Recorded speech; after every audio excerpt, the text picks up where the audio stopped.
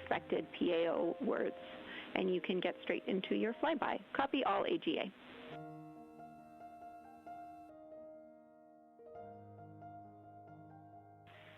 Okay, thank you. And final clarification, even though it's taking the place of it, it will all just be on OE1 with HHP camera, no additional video. Is that right?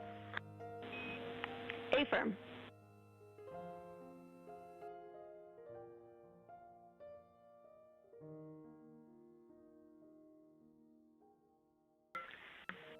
Okay, thank you. Yep, some of us had already heard that. Sorry about the second question. We appreciate it. Talk to you soon. No problem.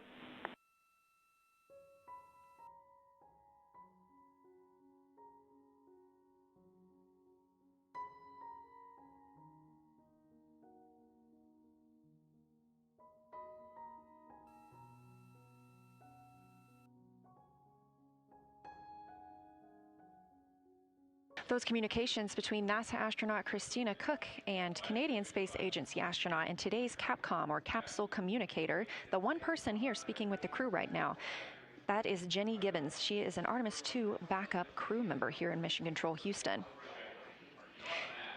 We are now 4 days, 18 hours, and 30 minutes into the flight of Orion for Artemis II.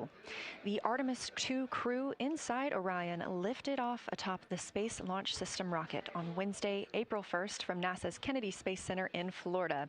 Those 4 crew members are the first to live and work inside the Orion spacecraft, which they have named Integrity, and have been busy conducting meticulously timelined events.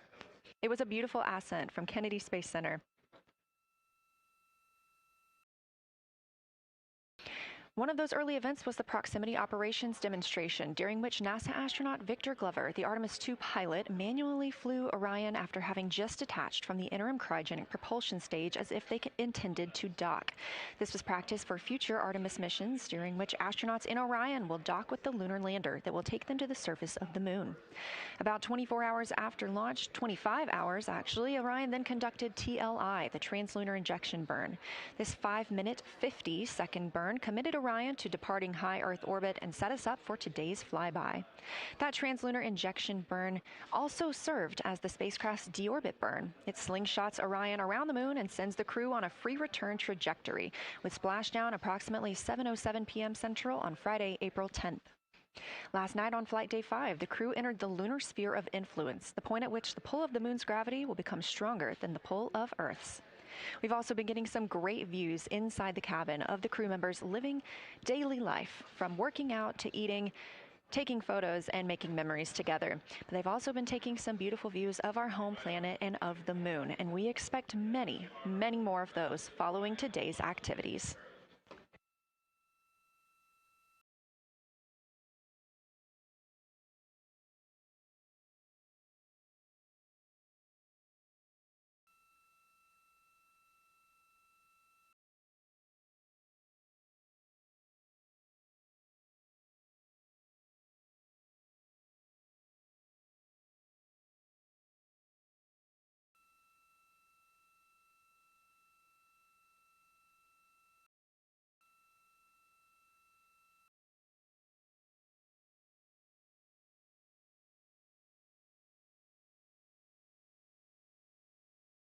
These live views back inside the cabin of Orion, but before we get into flyby, let's take a minute to get reacquainted with our crew. Reed Wiseman is the Artemis II commander and a Baltimore native. He's been in space once before. I think there was going to be some families heading into the viewing room today. If they end up showing up, could you just give us a heads up when they're there so we can just wave to them on the camera? Absolutely. And that was the voice of Reed Wiseman. He has been in space once before as a flight engineer. And if they don't come, you could just lie to us and tell us that they're there. That'd be great, thanks. We'll keep that in mind, too. And I'm sure they'll be here. Wiseman also has a great sense of humor. He was aboard the International Space Station from May through November 2014 as part of Expedition 41. This was a 165-day mission during which he and his crewmates completed more than 300 science experiments in areas like human physiology, medicine, science, earth science, and astrophysics. They set a milestone for station science by completing a record 82 research hours in a single week. He also served as chief of NASA's astronaut office from December 2020 to November 2022, and here on Earth he has 2 daughters. The Artemis II pilot is Victor Glover, selected as an astronaut in 2013, when at the time he was serving as a legislative fellow in the United States Senate. His first trip to space was in November 2020, when he launched as a pilot of NASA's SpaceX Crew 1 mission. That was the first operational mission of NASA's Commercial Crew program, which resumed launching American rockets from American soil to the International Space Station since the end of the shuttle program. Victor is a U.S. Navy captain and naval aviator who served as a test pilot, racking up more than 3,500 flight hours in more than 40 different aircraft. He also became the first person to pilot Orion the other day when we saw the Prox Ops demonstration shortly after launch. He and his wife have 4 children. Mission Specialist Christina Cook is a native of Grand Rapids, Michigan. She was selected to the Astronaut Corps in 2013, the same class as Victor Glover. She served as flight engineer on the International Space Station from March 2019 to February 2020. During that time, Cook set a record for the longest single spaceflight by a woman with a total of 328 consecutive days in space. She also participated in the first ever all-female spacewalk with her friend and colleague, Jessica Meir, now living and working aboard the International Space Station yet again. Before becoming an astronaut, Christina helped build space science instruments and led scientific fieldwork in some of the most remote environments on the planet. Her hobbies include surfing, rock climbing, community service, yoga, travel, and photography, and she is certainly getting a chance to do that. First-time flyer, Canadian Space Agency astronaut Jeremy Hansen is flying to the moon as a mission specialist on the Artemis II mission. The London, Ontario native was selected as an astronaut in 2009. After that, he worked as Capcom at NASA's Mission Control Center here in Houston. Capcom stands for Capsule Communicator and is the single direct voice communicating with the astronauts in space. He also participated in training exercises like living on the ocean floor off the coast of Florida to simulate deep space exploration for 7 days. In 2017, he became the first Canadian to lead a NASA astronaut class, and he also enjoys getting out on a sailboat, rock climbing, and mountain biking. And he and his wife have 3 children.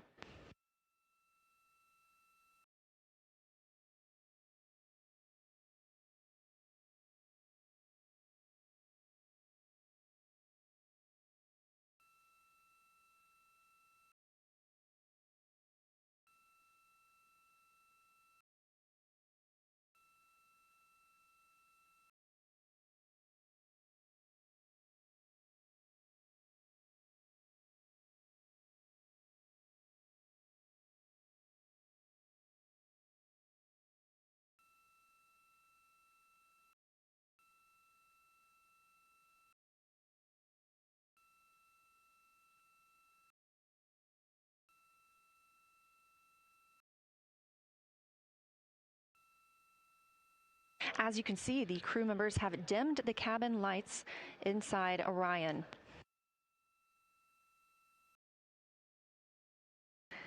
As they prepare for their lunar flyby, they'll be configuring the cabin as they'd like to have it to allow for proper positioning as they move about to and from the windows, taking photos of the moon. Dimming the lights also helps prevent reflections from inside Orion onto the windows. Ahead of this lunar flyby, let's dive in and explain what you can expect over the next several hours. The crew has about 6 hours allotted to make observations about the moon. Throughout the flyby, their activities have been precisely timelined. There are 5 blocks of time during which the crew will be observing the moon from Orion's windows. At any time, 2 members will be at the windows working in a pair. One crew member will be taking photos from window 2 with a blue shroud over the window. This can help prevent that glare or reflection from inside Orion. They have an 80 to 400 millimeter zoom lens to use. The other astronaut will be in window 3 using their portable computing device, you'll hear that referred to as PCD, to make annotations. Both of these crew members will make audio recordings of what they are seeing, and they'll wear headsets connected to those PCDs. Those audio recordings will be sent to the science team at a later date. We will not hear them live. The 2 crew members at the windows will swap roles and positions halfway through their timelined block. The other 2 crew members who won't be at the windows at that time will be serving in the background as support. One will be conducting the science set reps, or situation reports. This is what we will hear live from the crew. They'll be calling down a few times each hour to discuss what they are observing. Those situation reports include how the crew is positioned, any missed targets, or anything unexpected they saw, lunar target descriptions, any hardware issues, and of course, their emotions and reactions as they fly by the moon. The other support crew member will take pictures of the astronauts at the windows and serve as camera support, providing new SD cards when needed. There's a 15-minute time frame between each observation block during which the 2 support members switch places with the crew making observations.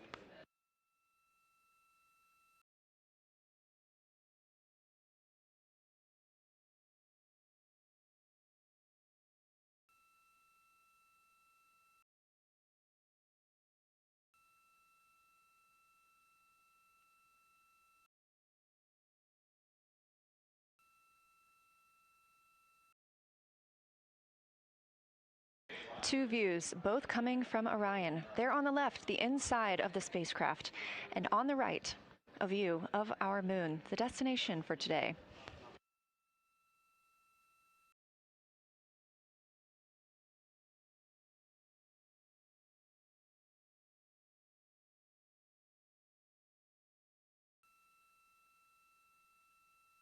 During the lunar flyby today, Orion will provide astronauts with a full disk view of the lunar surface. They'll have a higher vantage point, much farther than Apollo's lunar orbits on average. And these astronauts can observe both holes and large-scale geologic features in a single view. And due to our April 1st launch date and current illumination conditions, the Artemis II astronauts have become the first humans to directly observe certain far-side regions of the moon with unaided eyes.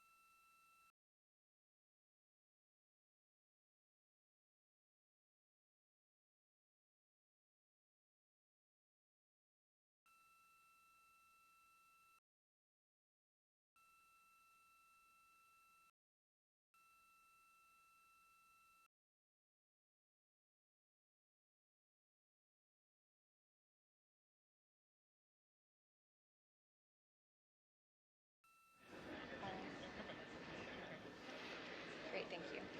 You ready? Is it okay. How do I, is it all?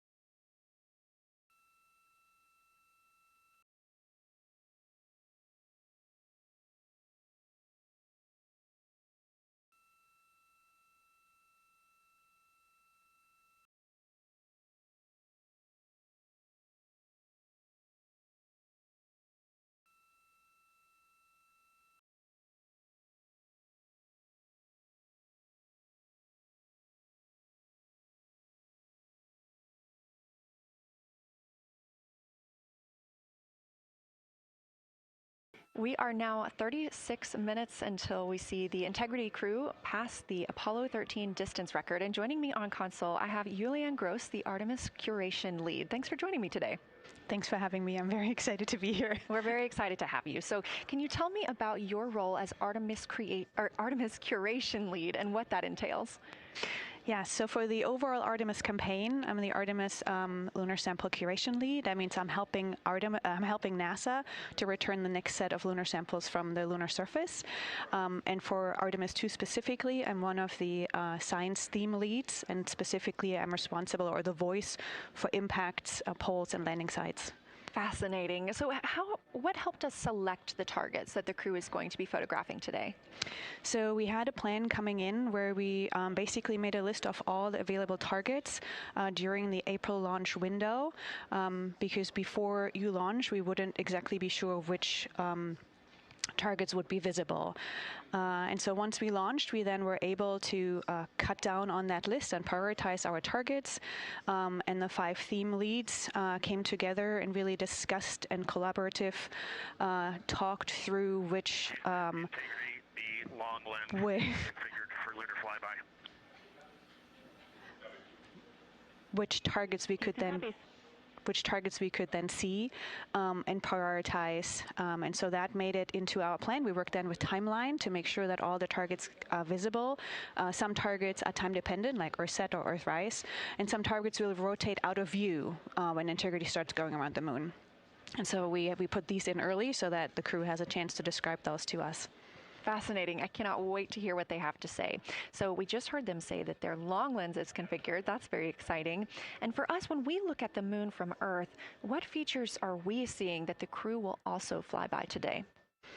Yeah, so I really hope that people on Earth who are in nighttime will look up into the moon tonight. The features that the crew will see that we can also currently see is Aristarchus Plateau. Grimaldi is another feature.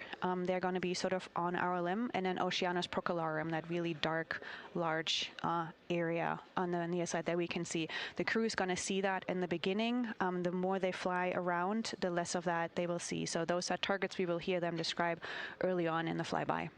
Fascinating. Well, and the crew has been training for years for this day. And so we're going to hear them make a lot of calls about what they are seeing on the moon. And they're going to use a lot of interesting terms that I myself need some brushing up on. So could you walk us through a few of the things that we'll hear them use to describe the moon, like albedo, exosphere, ejecta, just some of those major terms we expect to hear from the crew?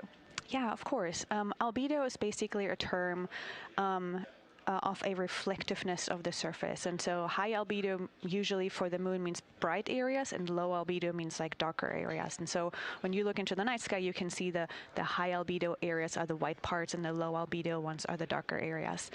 Ejecta is when you have an impact and it ejects or throws out material that then ends up on the surface, and you can see that as sort of rays or ray systems. So you might hear them describe, I can see for example, with its rays. It has an asymmetric rays coming out, and so we're excited to hear them describe that. You might hopefully hear stuff about color or color hues, and so if they can see any changes in those color hues from like white to gray to maybe brownish, we're excited to hear about that. Exosphere is the almost no existing atmosphere of the moon. It's barely there. But there is dust on the lunar surface that can get lofted up through electrostatic forces. And when the sun goes behind the moon, it can scatter forward on those dust particles and sort of like create a little glow on the horizon. And so we're really excited to see if the crew can actually see that. This is so exciting. Thank you so much for walking through all of that with us. Julian Gross, Artemis Curation Lead, we really appreciate you joining us here today, and good luck to your team. Thank you. I'm really excited to be here. We are now MET 4 days, 18 hours, and 49 minutes into the flight of Orion. This view of the moon from the Orion spacecraft as we get closer and closer.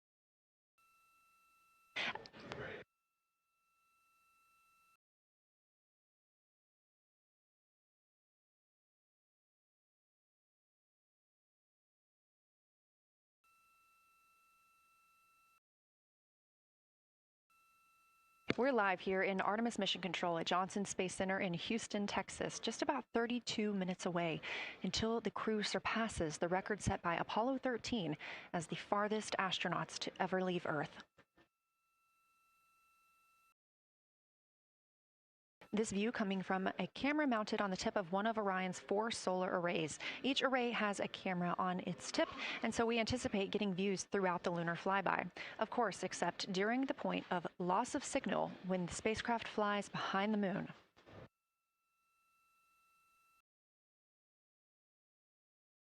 Inside the cabin, the crew are configuring the inside of Orion for today's flyby, making sure they have everything just where they want it to help them take the pictures that they are aiming for the science team here on the ground.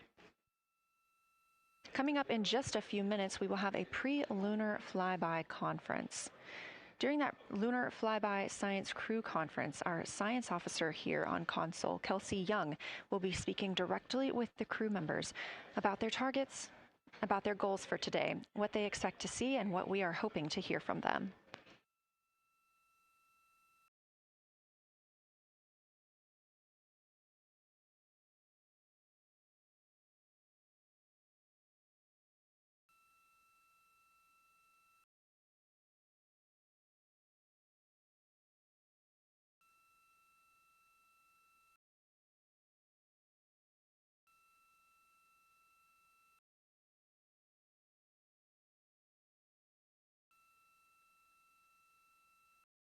We have a lot of milestones coming up today, so make sure you don't miss them. The first coming up again at 1:56 p.m. Eastern Time, the crew will pass the distance from Earth record set by Apollo 13 in 1970.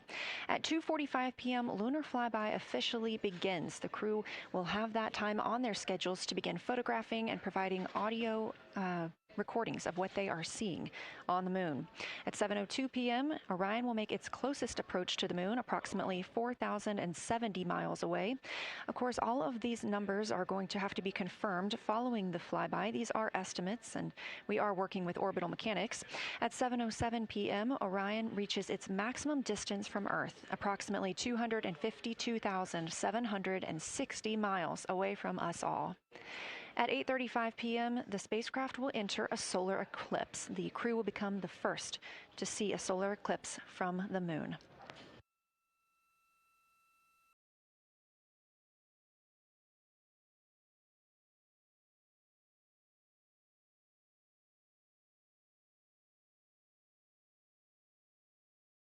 Ahead of the official beginning of flyby today, Kelsey Young, Artemis Science Flight Operations Lead, will be conducting a pre-lunar flyby crew conference. She will give information on camera setup, remind the crew of their intended targets, answer questions from the astronauts, and more. Young will help the crew set their targeting timeline, which counts down the time they have to image each target and what they'll be capturing next. She'll also remind them that the ground team will be calling for science sit reps, also known as situation reports. Those are essentially call-downs to report what they've been observing. They'll continue to do this even through their LOS, their loss of signal, as those communications will come down later on after they reconnect with us on Earth.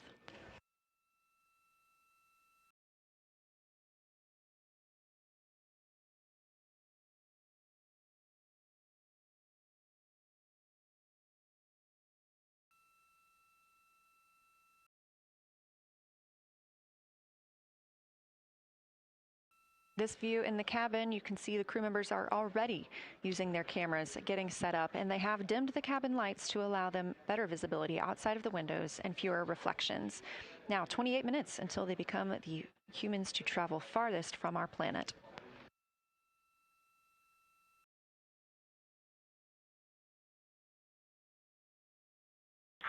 Houston Integrity, we are ready for the conference on your call.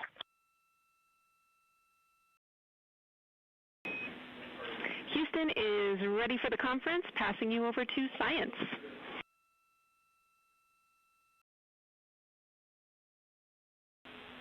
Good morning, crew. This is Science. We couldn't be more excited for a full day of lunar and planetary observations today, the first one in over 54 years. How do you hear me?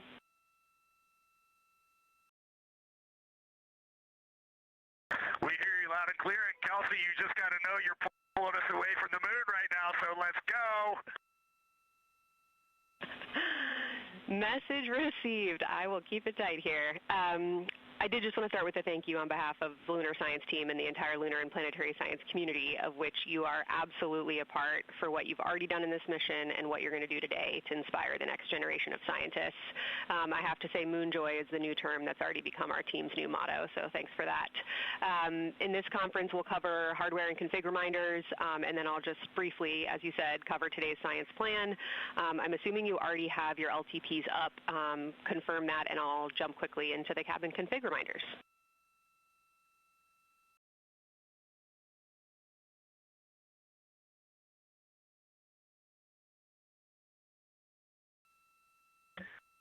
Okay, we have the LTP up just to give you a sit rep on board. You've got Reed and Christina on one PCD, and Ike has his own, and Jeremy has his own. Copy that. That was going to be one of my questions for you, and I'll ask a question back. Is that the config that you and Christina plan to carry throughout the day for PCD use?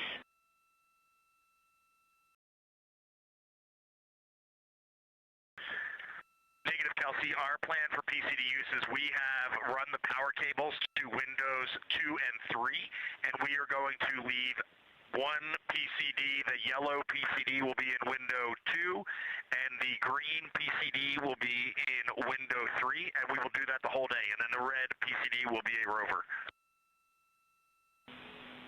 Understood. Super helpful.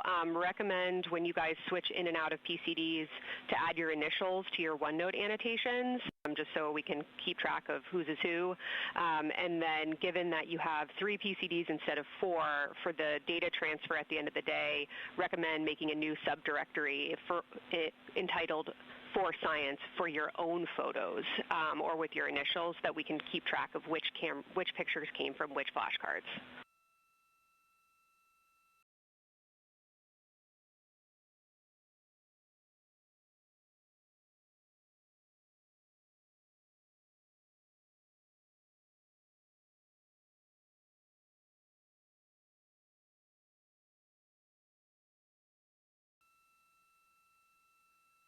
This view. So, Kelsey, I just want to here's what we're doing. We have community cards in all cameras on board, and then when each astronaut approaches their camera, the intent is they will put their card into that camera for photos and then put the community card back in at the end of the session.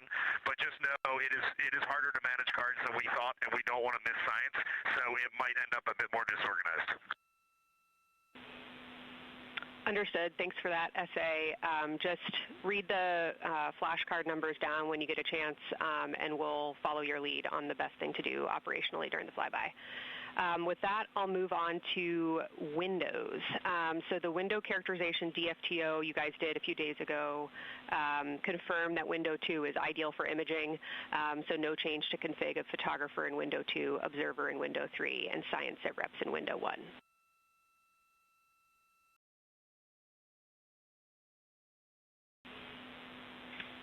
Coming up on a handover. Be back. Hang on, Kelsey. The way we have it configured, tell us if this is going to be wrong. Window 2 is the long lens with a shroud. As you heard, Science Officer called to the crew. We are now in a handover time period. We will regain communications with the crew very shortly. These are tracked, and we are currently on the Deep Space Network. This is the first time humans have used the Deep Space Network in over 50 years, given that we currently use the Tracking Data Relay satellite systems for the International Space Station.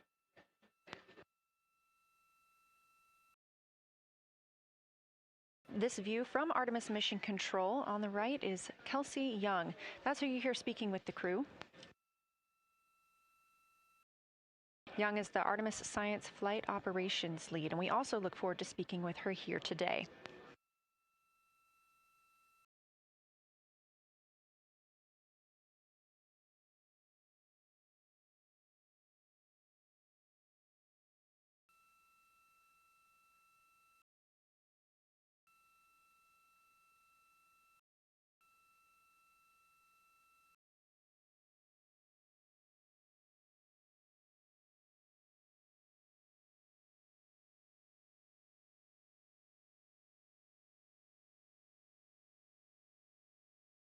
Again, we are just about 22 minutes until we reach the Apollo record. We are in a handover of satellites with the crew aboard Orion. The T-shirt shroud for the Z9 and solar, and then window 3 will be for visual observations, and window 4 is for floater. And thanks, Integrity, for that. Reed, we had a handover during that time, so I'm going to have to ask you to give that read back on window orientation for the crew again.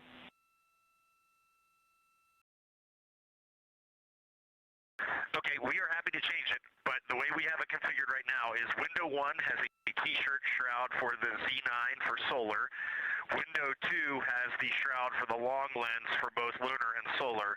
Window 3 is for visual observations. Window 4 is for floater. And then the docking hatch window has had a great view, so we've done a lot of mapping through that as well. All right, copy all, Reed. A note just on the window 1 T-shirt shroud that you can remove that for the lunar observation block if you want to, if you want that extra view for another floater, but defer to you guys on that.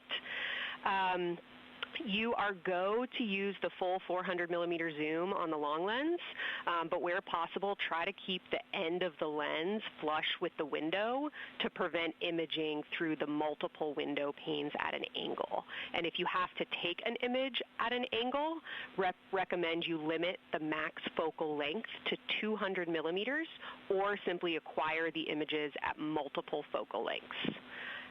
Last imaging update as a result of the DFTO is that if you can take the images out of the left side of window 2 where possible, that is the best half the window. Understand that might not be possible with the shroud. Any other imaging questions from you?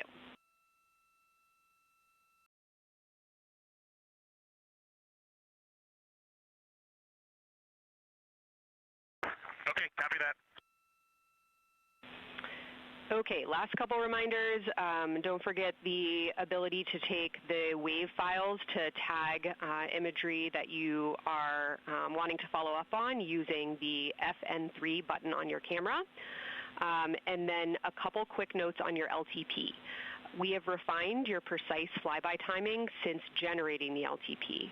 Optimus has the correct timing for the LOS and AOS, but the LTP identifiers for LOS and AOS are roughly 2 minutes later than they will be in reality. Final LTP timing update is that the green line on your LTP should start automatically 45 minutes before the flyby. If it doesn't appear, let me know and I'll have troubleshooting steps for you. Last updates are on the eclipse, so only for that last hour today. Of course, remember if the sun is in view to use your eclipse glasses. And reminder that we will have a few activities for you prior to the eclipse to reconfigure all 3 cameras for corona and deep sky observations. These activities, some of which will occur during the forward link LOS, so we wanted to flag it for you now. Any questions before I cover the last 2 reminders?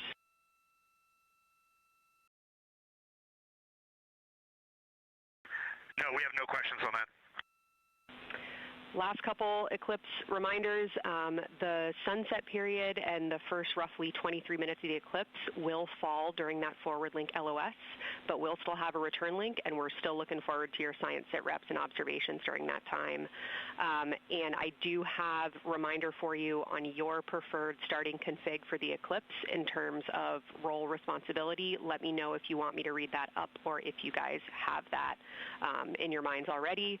And if no other questions on config, I'll give you a few science-focused reminders.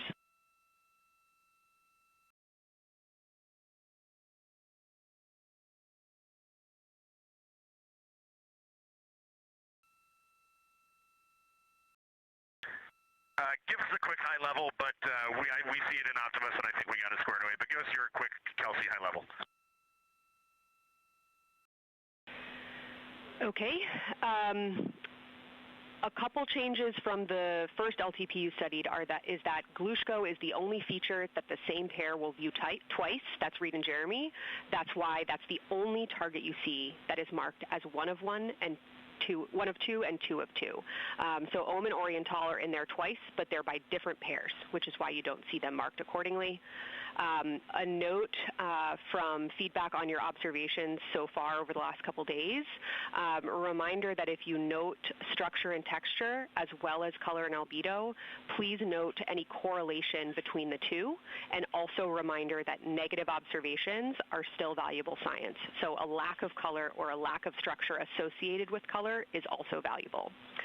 A reminder also that your observations so far indicate it will likely take some time for your eyes to adjust. We especially heard that around your terminator observations and your color observations. So reminder to know that your eye adaptation is going to kind of come in throughout your shift, and let us know when you start to see that nuance. Last reminder is around Earthset and Earthrise. When you're viewing us back here at home, you'll be looking directly at Asia, Africa, and Oceania. So I'm sure people watching from those places here on Earth will want to give you all a wave as you take their picture. Any other questions for me?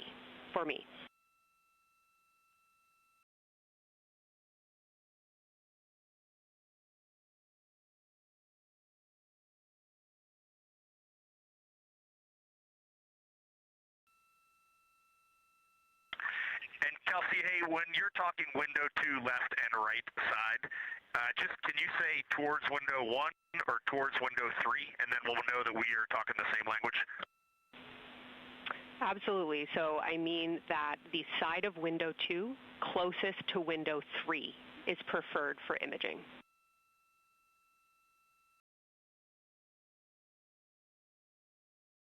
Okay, the side of window 2 closest to window 3 is preferred for recording. Stand by, we'll talk to the crew.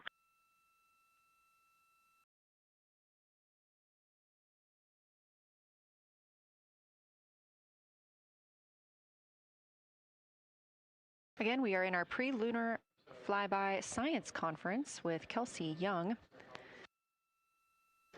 Kelsey Young is the Artemis Science Flight Operations Lead, speaking with the crew aboard Orion. They've been training for this moment for years, and this is their last opportunity to get some further pointers and information. Kelsey, for the T-shirt shroud, what window does the science team think will have the best view? Is it window 1 or window 4? The only time we're strongly recommending use of the window shroud. The T-shirt window shroud for the eclipse viewing. Which window is primary for Z9? Window 1.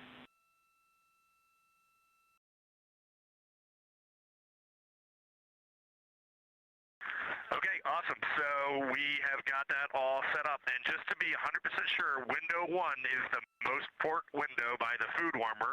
Window 2 is right in front of seat 1. Window 3 is right in front of seat 2. And window 4 is on the starboard side by the side hatch. Do you agree with all that? We agree on the ground. Good readback.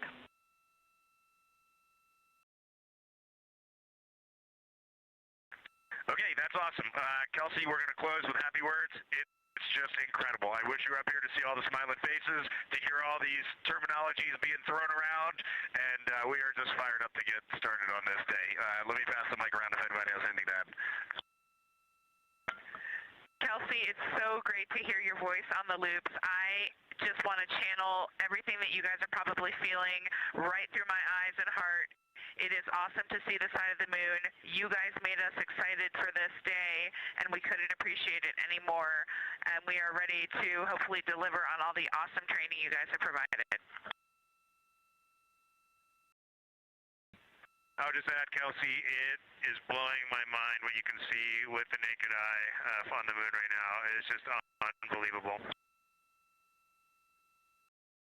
Kelsey, and to the whole Lunar Science team, all of you, all the work you put into this, we're just grateful. Can't wait to get going. And thank you for the tipper, for Carol Crater, and for Integrity. We can see them, and we've imaged them, and can even see with the naked eye. Quite impressive. Thank you so much.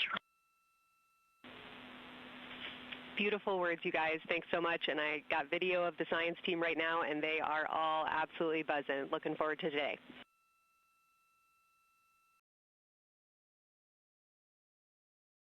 Okay, we're heading into the timeline. Cheers, guys.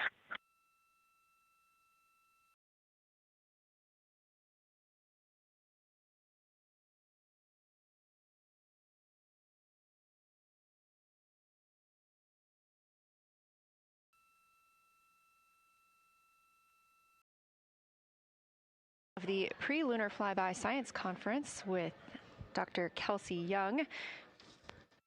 Young has served as the Artemis Science Flight Operations Lead, getting the crew ready. And we're live in Artemis Mission Control in Houston, but we are not the only room monitoring today's flyby. As you heard Young mention, in this same building and just down the hall, a multidisciplinary lunar science team supports the Artemis II crew in real time, including experts in lunar geology, impact cratering, volcanism, polar science, imaging, and visualization. There are two integrated facilities, and the first is the SIR, which is what you have right here. That's the Science Evaluation Room. They are embedded within Mission Control to provide science input during live operations like what we see today. Additionally, and not pictured, we have the Science Mission Operations Room, a back room that processes data, evaluates imagery, and supports rapid analysis. Our science officer on console in Mission Control Houston serves as the primary interface between the science team and the flight controllers, ensuring science priorities are represented during mission execution. Again, today, that's Dr. Kelsey Young, who will be speaking with the crew during the time they're behind the moon. We will be speaking with her once the crew is behind the moon and out of communication with Earth.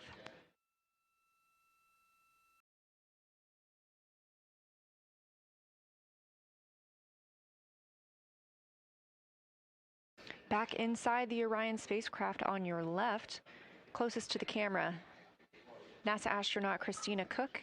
To her left, NASA astronaut Reid Wiseman. To his left, Canadian Space Agency astronaut Jeremy Hansen. And all the way in the back, NASA astronaut Victor Glover, our Artemis II crew.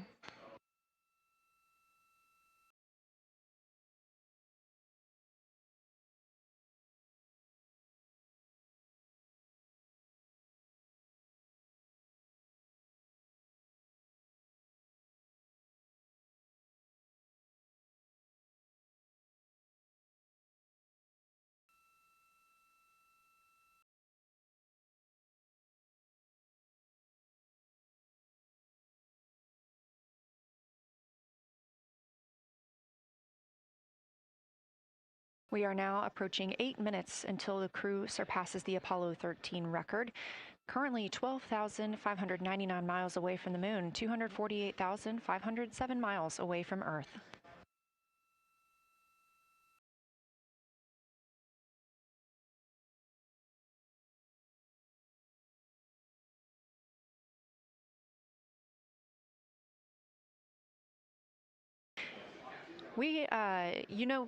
You may also hear the Orion spacecraft referred to today as Integrity.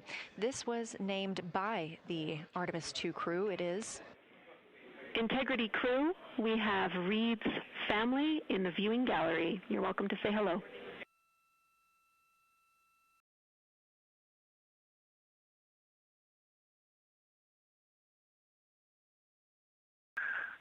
Well, whether you're being serious or you're kidding around, that is awesome to hear. Thanks, Jenny. And hello to Ellie and Katie. I don't know who else is there, but it's great to know that you're in mission control right now, following along. We are having a blast up here, and the view of the moon is absolutely amazing.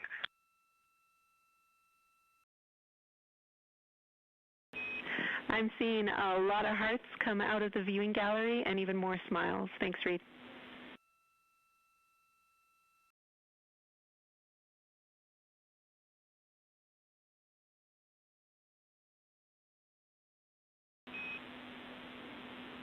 Copy heart, copy bracelet.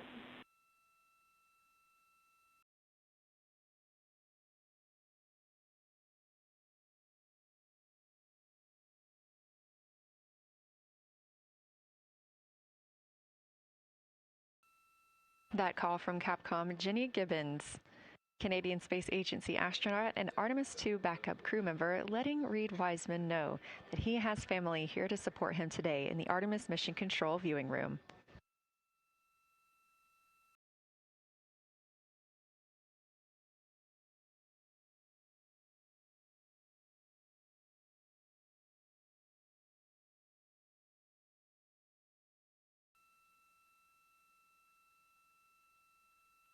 As I was mentioning, we have the Orion spacecraft flying today. However, the Artemis crew members named their Orion spacecraft Integrity, so you will hear calls to this entire crew with the name Integrity. They say that the name Integrity embodies the foundation of trust, respect, candor, and humility across the crew and the many engineers, technicians, scientists, planners, and dreamers required for mission success.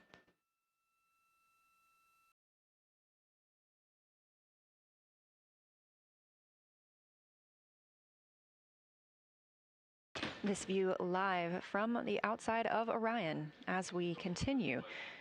Preparing for our lunar flyby, now less than 5 minutes from surpassing the record set by Apollo 13 astronauts for the farthest humans to travel from Earth.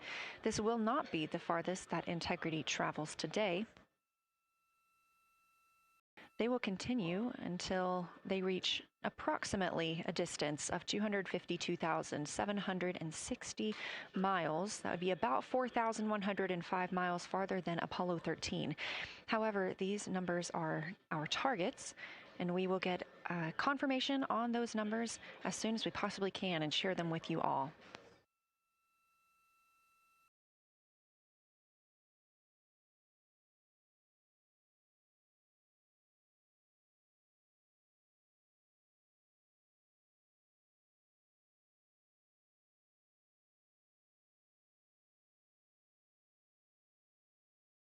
We've talked a little bit about what to expect from the crew, whether that's taking photos or making audio recordings. To get a little more detailed, Reed Wiseman and Jeremy Hansen will be up first to capture imagery and record audio on the portable computing devices. You hear those referred to as PCDs, while Victor and Christina serve as the support members. The crew will switch windows and roles halfway through their shift, and 1 hour and 5 minutes later, Victor Glover and Christina Cook will be the next crew members at windows 2 and 3 to take photos and make annotations, while Reed and Jeremy take on those support roles. There are 5 viewing blocks, and the crew will swap out with each one. During 2 of the blocks, the 2 support members will also be able to enjoy their midday meal.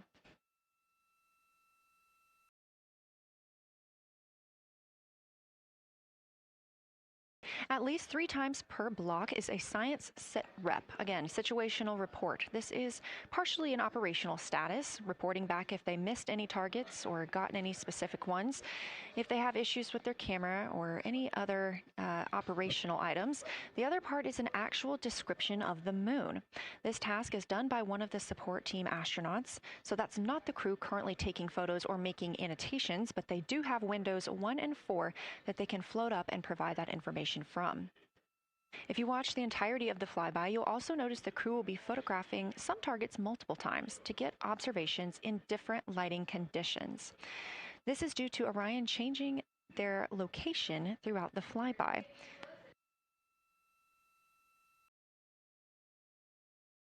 What this crew will be able to capture in a couple of hours of the same targets in different lighting would take orbiters years to do because of solar and spacecraft positioning.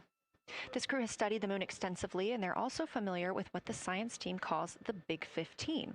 These are 15 features that they've memorized, so at any time, they'll be able to see 5 of those and help orient themselves and where they are around the moon. Those targets are diverse and complex in their geologic history, and observations of them could help answer some big-picture science questions.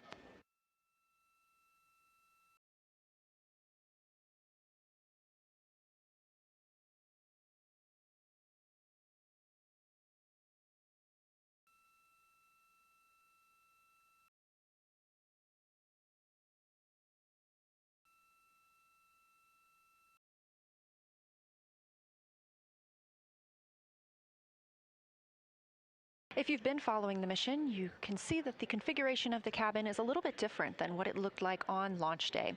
After ascent, the crew were allowed to reconfigure their spacecraft, and you can see that they've taken down seats. They have also taken away footrests. This gives them more opportunity to move about the spacecraft.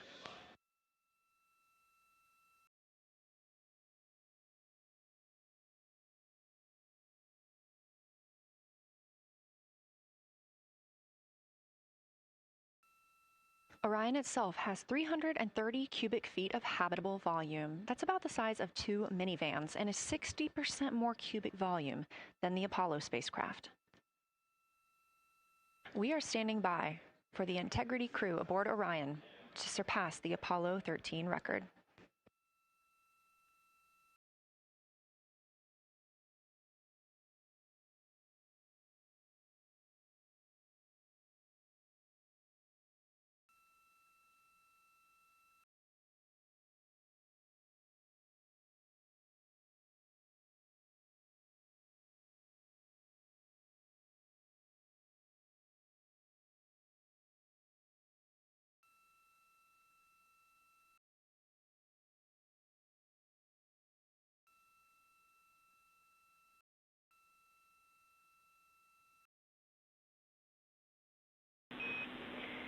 Integrity crew, on April 15, 1970, during the Apollo 13 mission, 3 explorers set the record for the farthest distance humans have ever traveled from our home planet.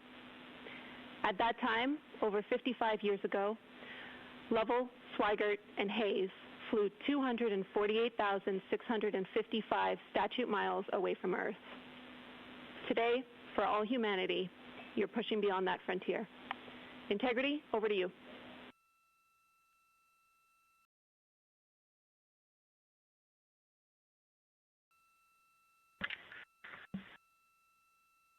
Yeah, from the cabin of Integrity here, as we surpass the furthest distance humans have ever traveled from planet Earth, we do so in honoring the extraordinary efforts and feats of our predecessors in human space exploration. We will continue our journey even further into space before Mother Earth succeeds in pulling us back to everything that we hold dear. But we, most importantly, choose this moment to challenge this generation and the next to make sure this record is not long-lived.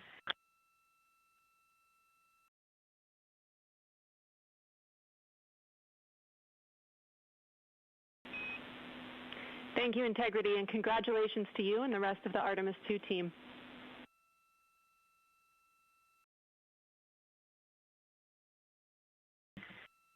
Thank you, Houston. We have a couple more things we'd like to take this moment for. Our science team helped us out with a couple of relatively fresh craters on the moon that have not been previously named, and our crew would like to propose a couple of potential names for those items or those areas. And we spent a bit of time this morning looking out the window, and we're able to see them now both with our naked eye and through the long lens, and so we feel this is a good time to send this down, and a special shout out to Kelsey for helping us with this. The first one we'd like to suggest is a named crater in honor of our great spacecraft, Integrity. And so if you were to look at Oriental on the far side and then draw a line straight up to Ohm on the far side, relatively in the middle is an unnamed crater, and we would like to suggest it be called Integrity in the future. And the second one, and especially meaningful for this crew, is a number of years ago we started this journey in our close-knit astronaut family, and we lost a loved one. And there's a feature in a really neat place on the moon, and it is on the near side, far side boundary. In fact, it's just on the near side of that boundary, and so at certain times of the moon's transit around Earth, we will be able to see this from Earth. And so we lost a loved one. Her name was Carol, the spouse of Reed, the mother of Katie and Ellie. And if you want to find this one, you look at Glushko, and it's just to the northwest of that, at the same latitude as Ohm, and it's a bright spot on the moon. And we would like to call it Carol, and you spell that C-A-R-R-O-L-L.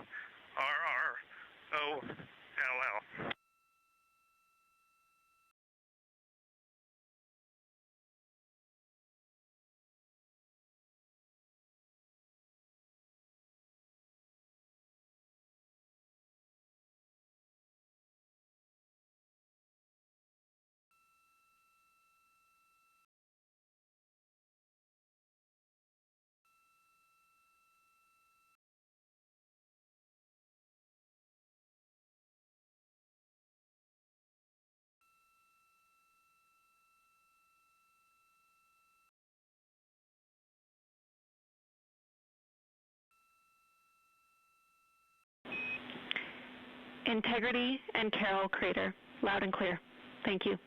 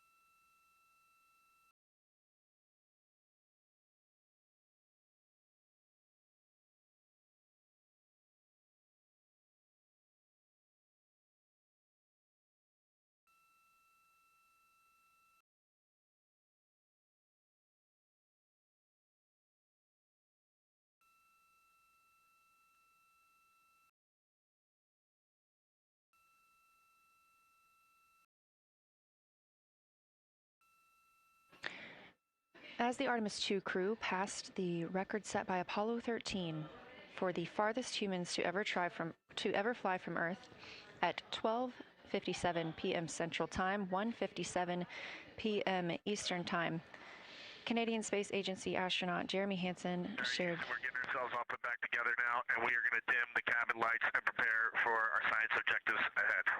Thank you. Sounds good. We're doing the same down here, and you're maneuvering to your observation attitude.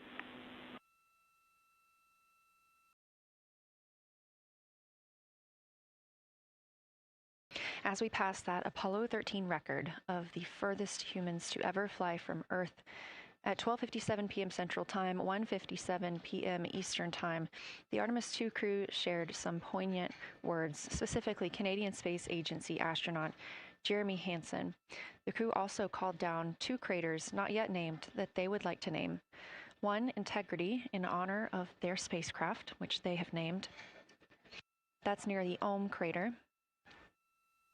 Another near Glushko, which is a bright spot, named Carroll, in memory of Reed Wiseman's wife.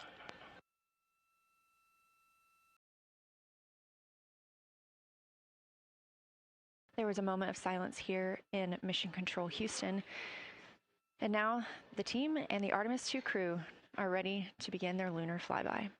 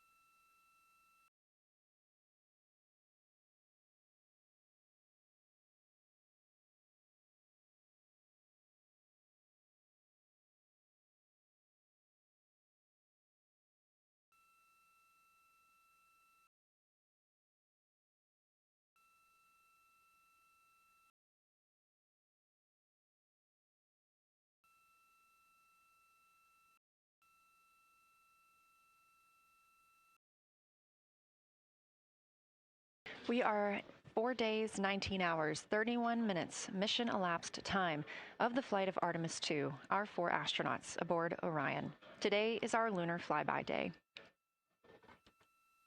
The spacecraft is currently about 12,000 miles away from the moon, and you can keep up with the distance from Orion to the moon and Earth by visiting nasa.gov/track Artemis. Or you can just stay with us here because we're going to be telling you throughout the day.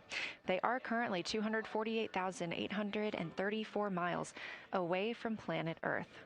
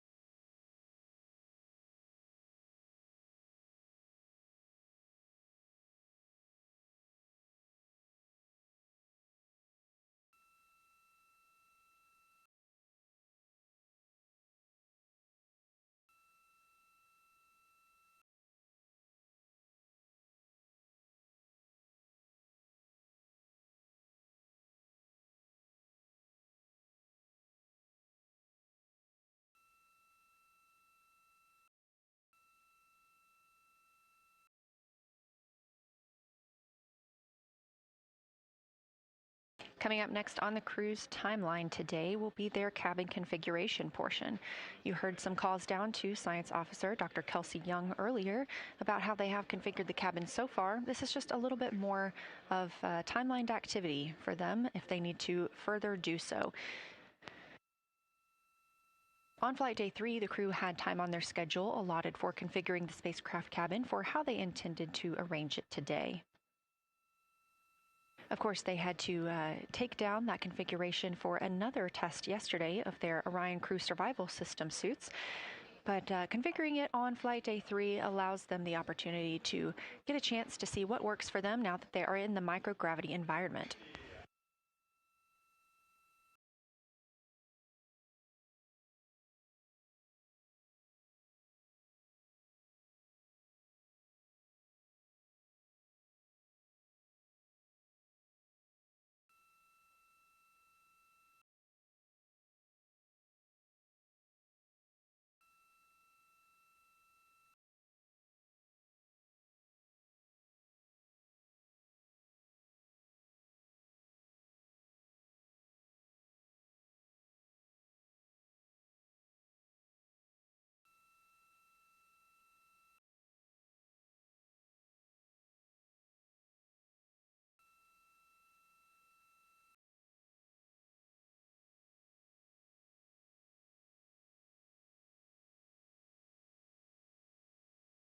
Again, the crew is about to begin their cabin configuration portion of their timeline, though they have been working that already, as well as potentially during their post-sleep period this morning.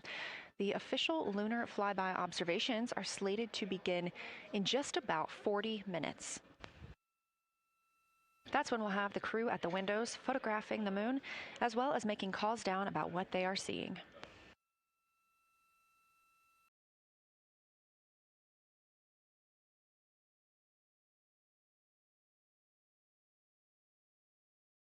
Again, we are live here in Artemis Mission Control for the duration of the flyby. Currently, the Orbit 1 flight control team is on console. This room is staffed 24/7 from the time before the astronauts step foot on the rocket until the time they are splashed down and are safely recovered in the Pacific Ocean on flight day 10.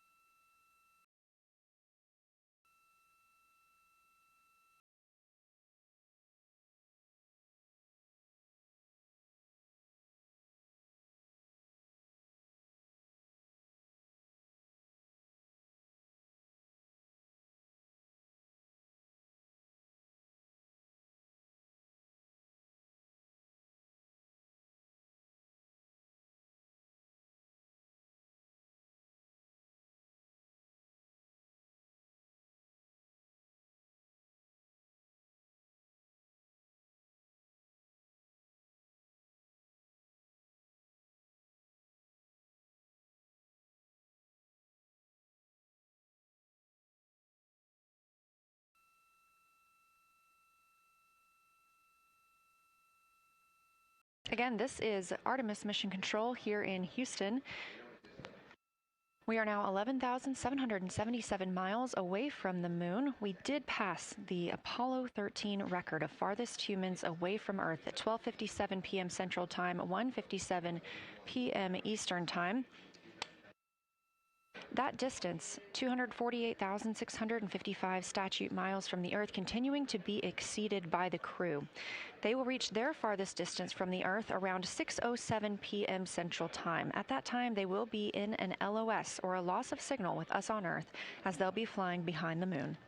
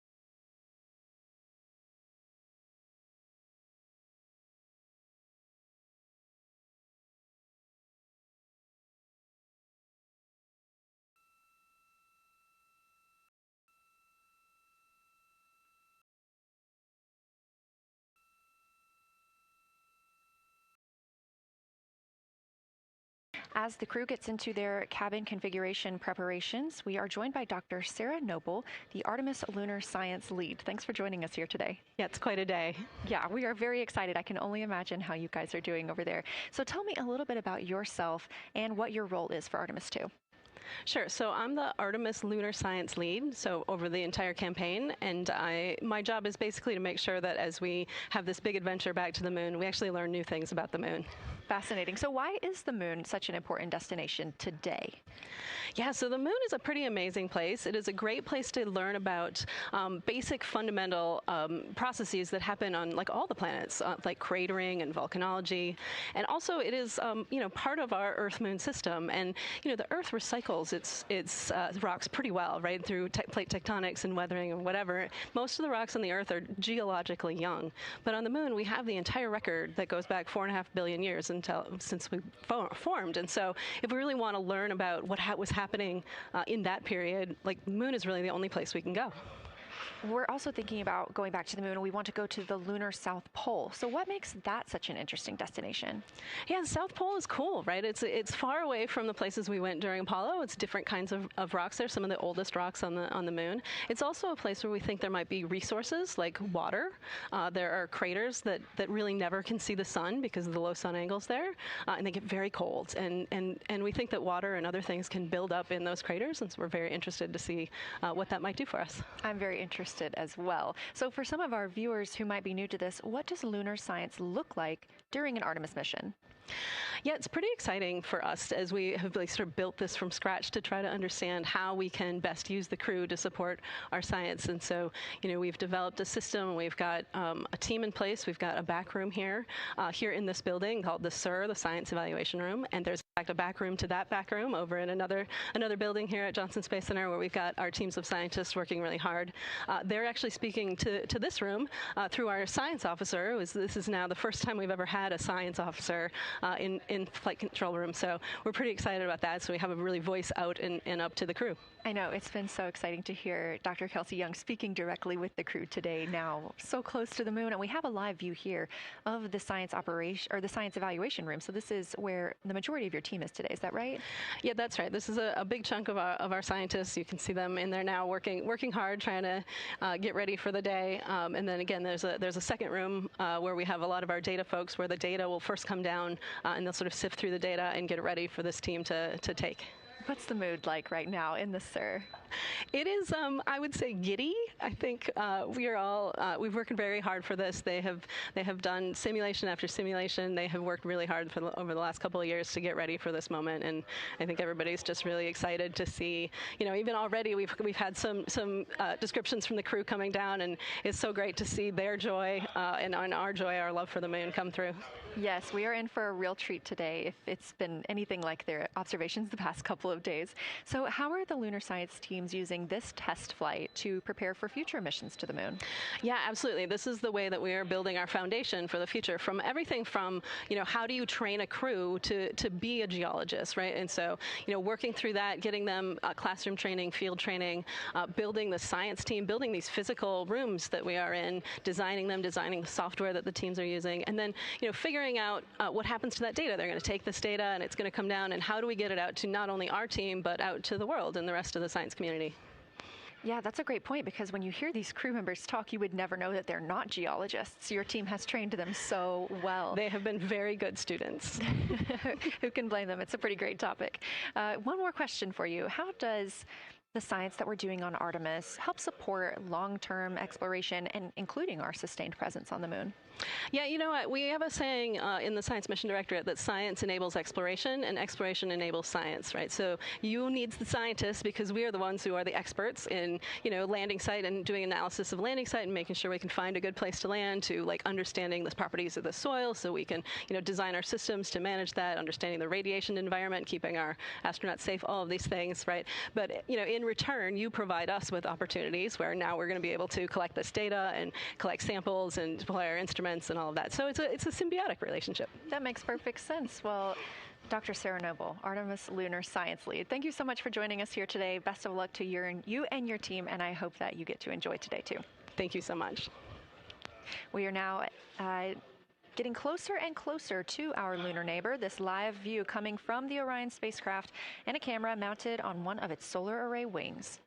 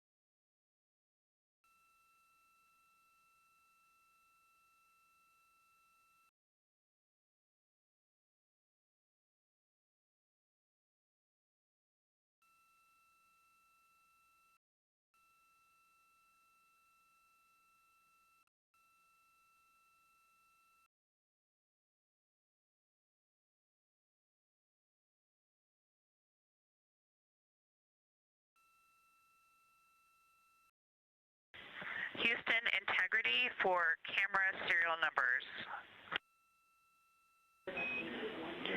Ready to copy.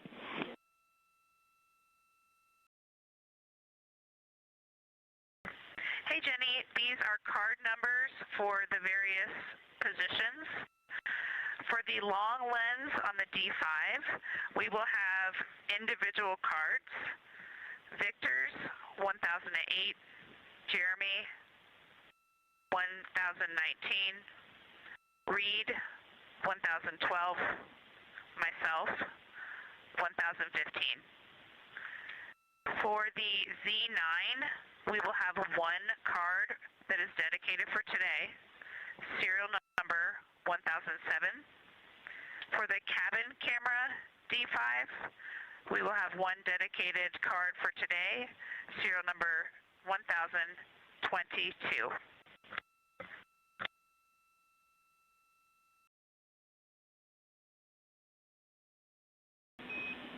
All right, Christina, we copy all. Thank you.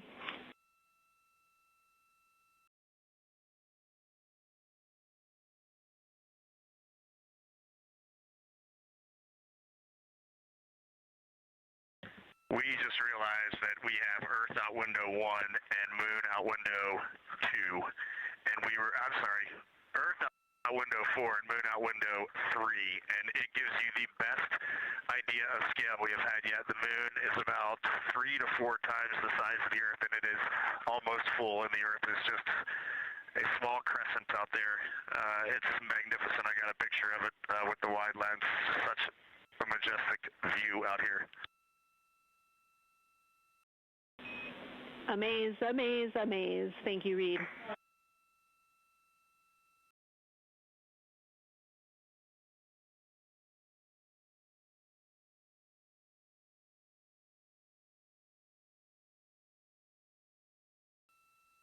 Those are some of the communications we're excited most about today. Commander Reed Wiseman calling down their view right now. Obviously a little bit different than what we can see from the solar array camera.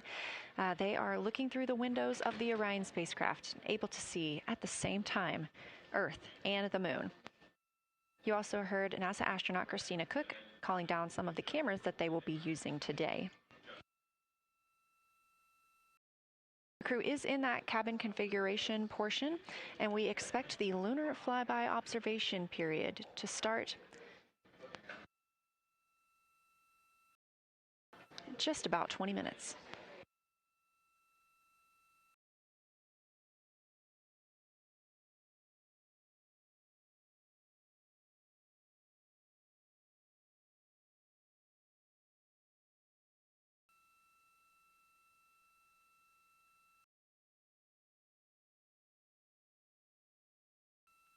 Checking in on Orion's distance and speed, they are currently traveling 1,071 miles per hour, 249,159 miles away from Earth, 11,293 miles away from the Moon, and continuing to grow closer. At closest approach to the Moon today, the spacecraft will be just about 4,070 miles away from the lunar surface. This will be during our loss of signal with the crew as they travel behind the Moon, and we will await their return to get the official number for you for how close they come to our lunar neighbor.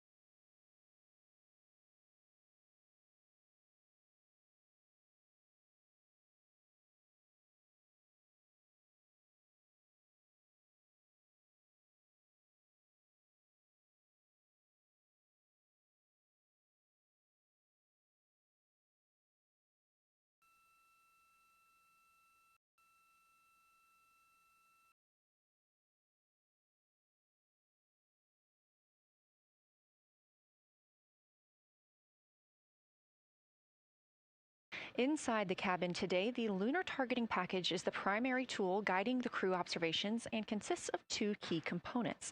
The Lunar Geography Review helped the astronauts study major lunar features in advance and help learn how to orient themselves during the flyby. Because, of course, the moon is not actually labeled like it appears here when we look at this map. The Lunar Targeting Plan provides a detailed timeline of observation targets, background science context, and specific instructions for the pictures the crew should take, as well as the verbal descriptions that will be helpful to the science team reviewing them later.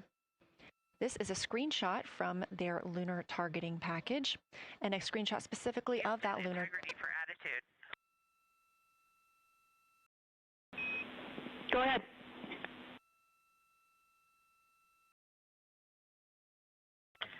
Hey, Jenny. Understanding we are in final attitude now for the lunar flyby, would it be possible to pitch the vehicle down 5 degrees? That would allow us to get the D5 long lens flush and have the least amount of window distortion. We're checking. That call from Christina Cook, NASA astronaut and mission specialist on Artemis II. Copy. The Orion spacecraft is positioned in a specific attitude to allow the crew to best see the moon outside of their windows today for this imaging opportunity. That call was a request for a potential attitude shift just slightly, another 5 degrees, to give them a better view and to give them a better opportunity to use their long lens camera. They'll also be using that lunar targeting package we were discussing. I am following along with that real time, so I'll be able to share with you exactly what targets the crew is looking at and when. They also trained with a lunar science passport. It's a little reference guide used on Earth to reinforce recognition of key lunar features. It is not on the flight, but it was a significant study tool for the crew to get them ready for launch. The apparent size of the moon will change throughout the flyby, and it'll appear roughly like a basketball held at arm's length at the crew's closest approach. That reinforces the need for careful planning and practiced observation techniques.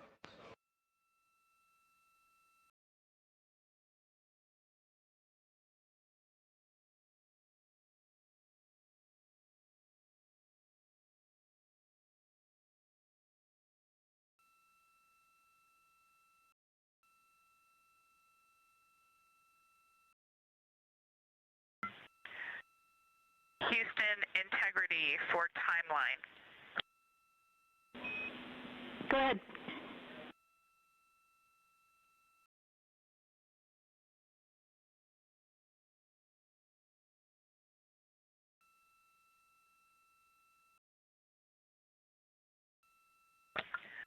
Hey, Jenny, just to make absolutely sure that we start observations when expected, we are showing in Optimus that observation time starts in about 15 minutes, and in LTP that our first target, discussion 1, starts in about 29 minutes. Can you confirm you'd like us to start discussion 1 in 29 minutes at 1900 GMT?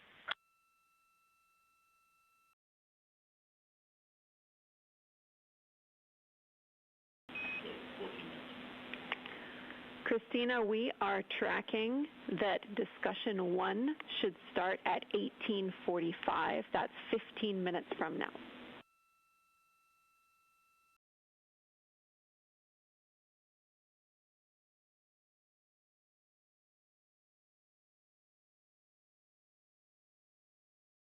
Okay, copy all. It may be a granularity issue with LTP, but understand that we start that observation in 15 minutes, and I bet when we get there, the green line in LTP will match the start of the white band for discussion 1.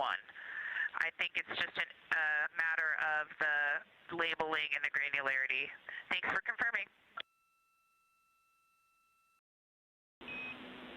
Copy, and we'll look into that a little bit more on our side as well.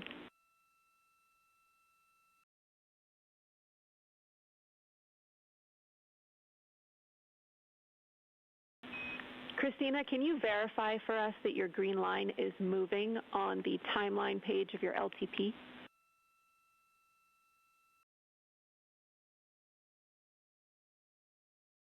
Affirm.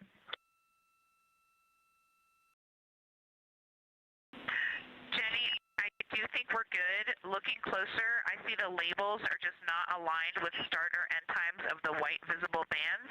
It fully makes sense now, so I think we are all set. We'll look forward to starting some observations in about 13 minutes. Copy. Thanks, Christina.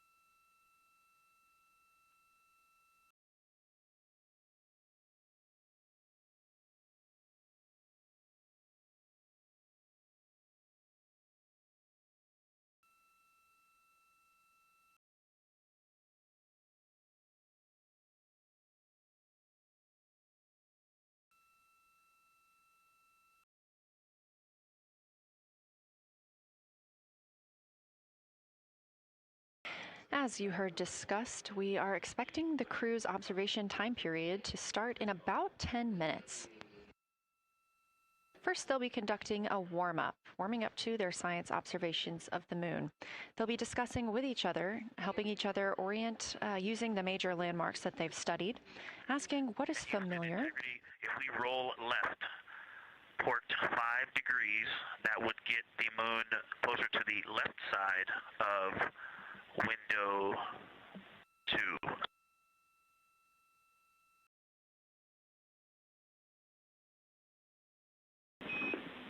Copy, Victor. We'd like to know if it's pitch and roll or one or the other.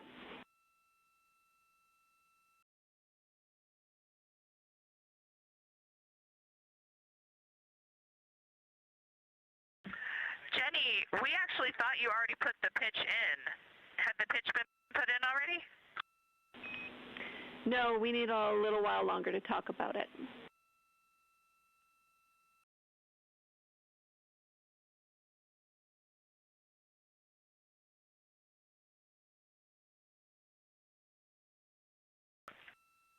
So, Jenny, I guess what's happening is just as our orbit's changing, where it is in the window is changing, so maybe these fancy little adjustments aren't worth it. It's going to continue to move in the window. Or is the spacecraft going to keep the moon at the same point of the window if we adjust the attitude? I assume the previous.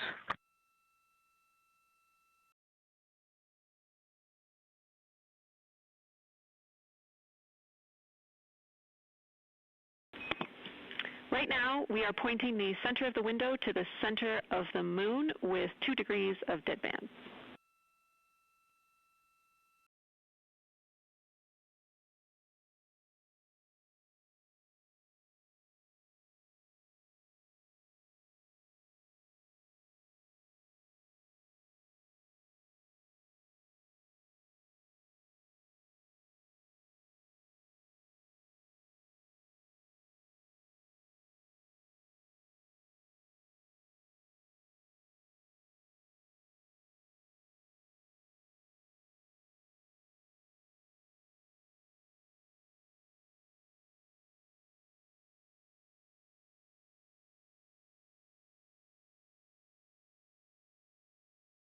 The conversation you hear happening now between the astronauts aboard Orion and Artemis Mission Control here at Johnson Space Center in Houston, Texas. They are in the center of your screen, seated at the Capcom, or Capsule Communicator Console. That's Jenny Gibbons, Canadian Space Agency astronaut and Artemis II backup. She was also the lead Capcom for Expedition 63 aboard the International Space Station.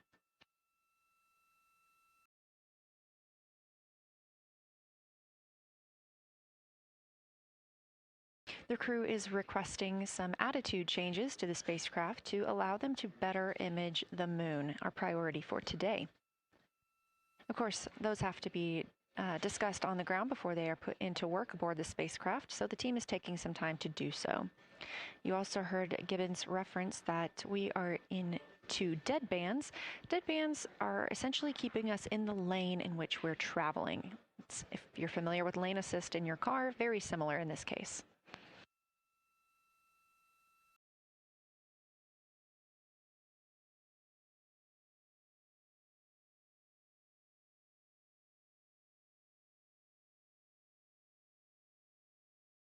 We are now 10,870 miles away from the moon, traveling 1,066 miles per hour and 249,390 miles away from Earth.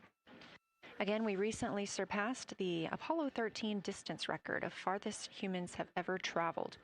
And upon calling down some words during that milestone, Canadian Space Agency astronaut Jeremy Hansen noting that he hopes that this record that they are setting today is soon broken by future explorers.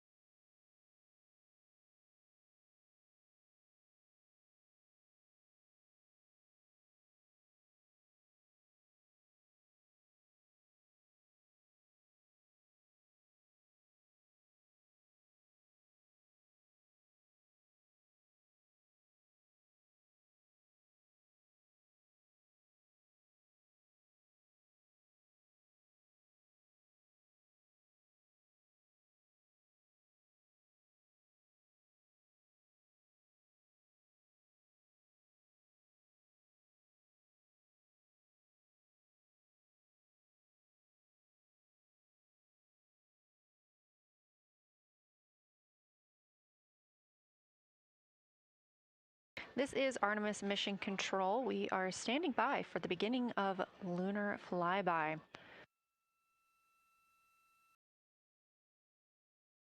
Expecting that to start in just a few minutes when the crew will begin a warm-up discussion, preparing for the day.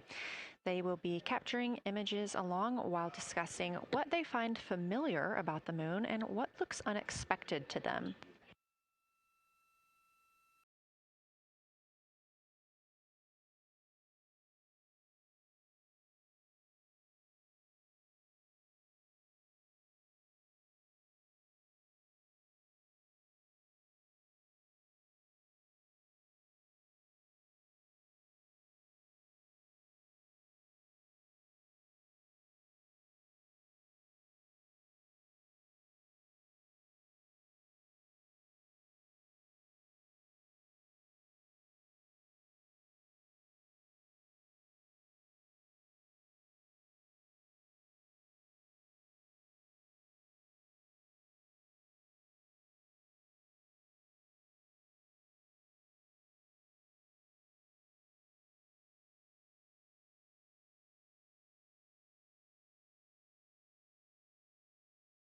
Again, just minutes away from the official start of Lunar Flyby, or when it is timelined for the crew.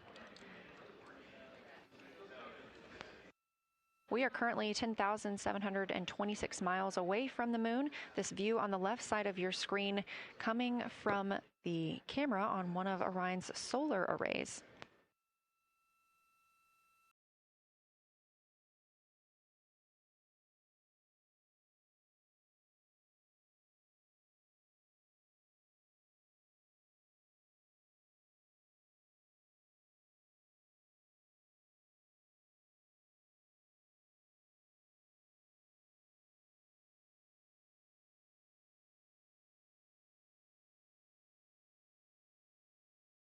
Other conversation points while the crew are getting ready for their flyby today. They'll be looking to orient themselves using major landmarks and annotating their observations along with their discussion. They'll have 10 minutes for that warm-up discussion.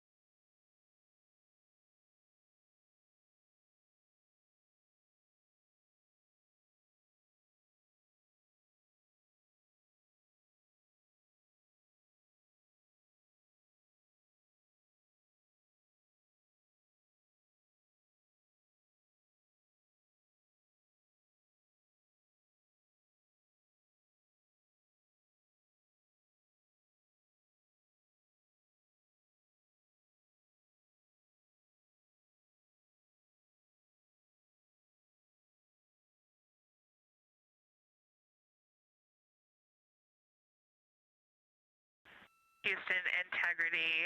We have two folks at the window deep in discussion talking about all of the awesome features that they're seeing. We just had a huge moment realizing that Hertzsprung is about the same size as our incredible Oriental. We're really excited about this target that's kind of new to us. We're orienting on things like how we talk about albedo, finding some of the prevalent things that we're used to from all of our training, and just overall taking in this view. We also are noticing that the moon is still getting noticeably bigger as we go, even when you're watching it continuously. It's great to see these two guys get warmed up. We love the report, Christina, thanks. And you nailed it on why we added Hertzsprung. As you'll see in the prompts, we're looking for comparisons to the comparatively much older Hertzsprung compared to the younger Oriental. Great words.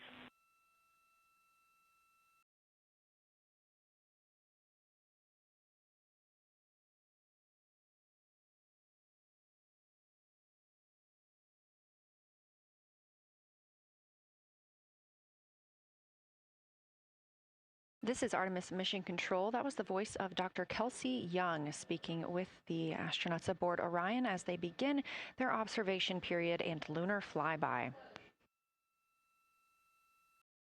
NASA astronaut Christina Cook reporting their view of Hertzsprung Basin. The team here is looking for centered images of the basin at a full zoom, and they're hoping that the astronauts can image and describe the inner and outer rings. This is considered a degraded basin with a floor, rings, and ejecta compared to a younger Oriental basin.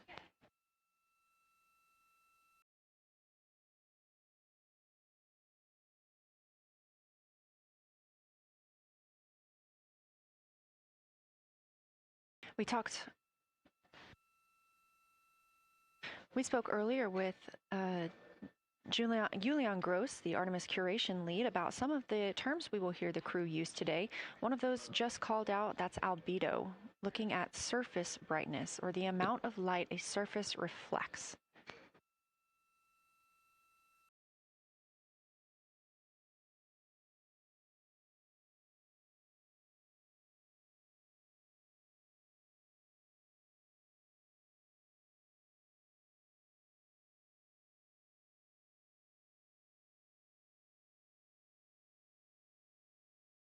A few more terms that we hope to hear today during the crew's sit-reps or situation reports include embaying. This refers to one feature that surrounds another. That usually is a higher relief feature. Houston Integrity, one report from the crew at the windows. We can actually see the moon and Earth at the same time right now. It's interesting because the Earth looks way brighter, so the Earth itself seems to have a much higher albedo than the moon. We think this is independent of our eyes focusing because, of course, the Earth is much smaller than the moon in our view, so you could think that your eyes focus for the darker sky, and that means that it only has apparent brightness more than the moon, but since we're seeing both in the same view, we do think that this can be inferred as the Earth as a whole has a higher albedo.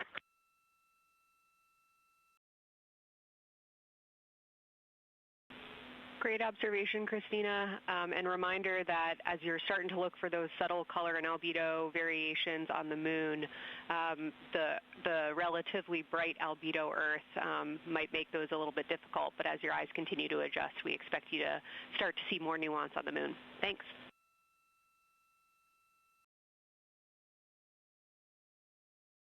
Great call. Thanks for the reminder. We're all going to be experts in lunar terminology by the end of the day. Another one we expect to hear is mare. These are dark regions paved or filled by volcanic deposits. You also can hear them called seas, oceans, lakes, or marshes, or other bodies of water.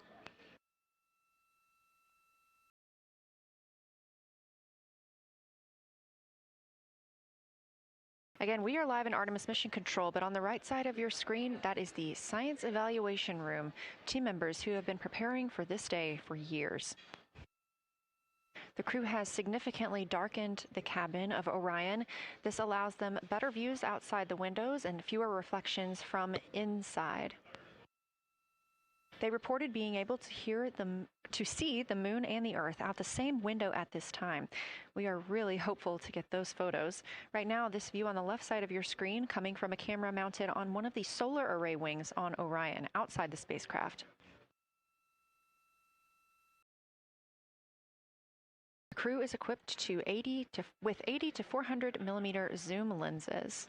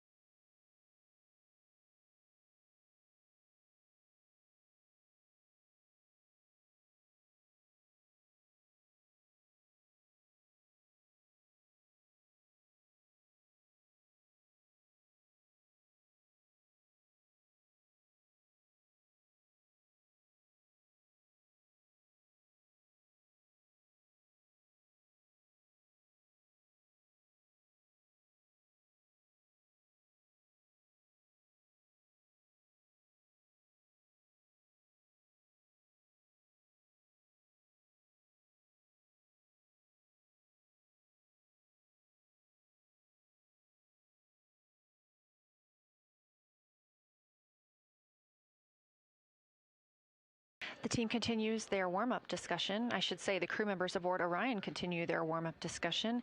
However, they are about to be prompted to move on to discussion number 2, which is near side and far side.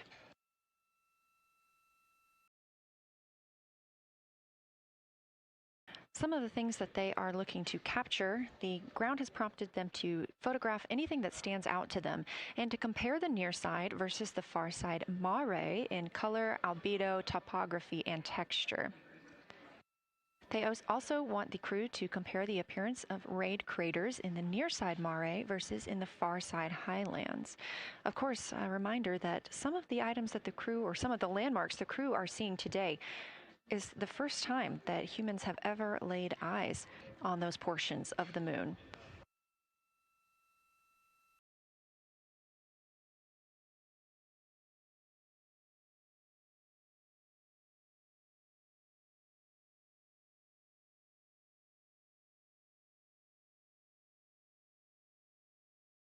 In the targeting package, there are a few reminders of the crew.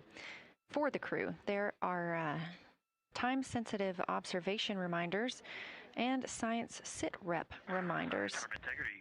We have a sit-rep.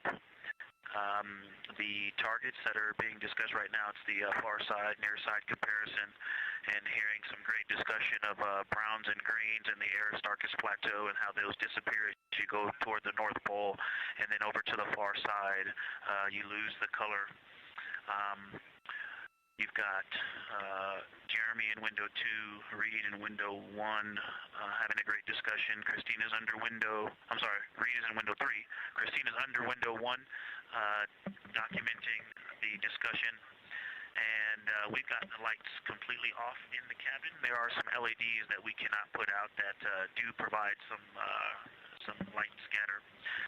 But we have all of the internal lights off. And are letting our eyes adjust as best we can. The window 4 view, you only get about a third of the moon. Tycho is going to go over the horizon soon, and you can see Aristarchus, and then you start to lose the view as you go to the west in Oceanus and Procellarum. So far, the team is on the plan, and the long lens is being put to good use, and recordings are being made, and internal documentation of the configuration and the observations is ongoing. Science, do you have any questions for us at this time? Integrity Science. Victor, very glad that you provided the first formal science sitrep, as these were indeed your idea. One follow-up question, any relationship between those browns and greens you described? Do you see them blending into one another, and do you see any topography associated with either color?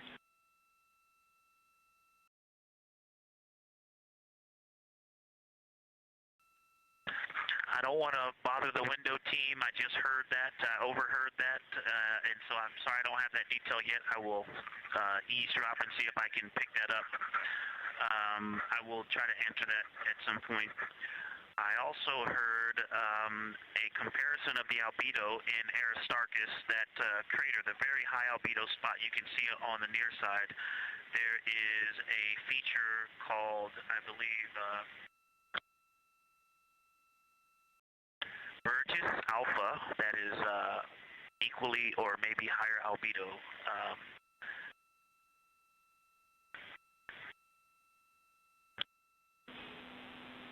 I apologize for the gaps. I'm trying to listen and talk at the same time, but I will try to get some more information to correlate those colors from Aristarchus for you.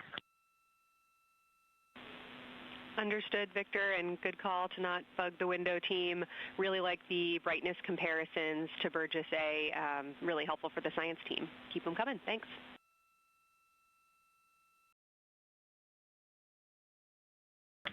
I also heard a discussion about the albedo of Grimaldi being a 10, and how many of us, when we were a little further away, saw that as the darkest albedo, and that the bigger mare off to the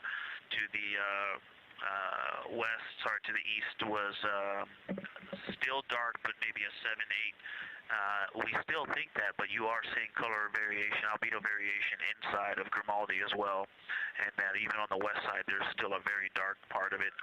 but it is still the darkest. It is just not as uniform as it looked when we were farther away. We're starting to differentiate the striations of albedo inside of Grimaldi. Copy all, Victor, and you read our mind. Superlatives like darkest, biggest are really, really helpful for us, so keep those coming.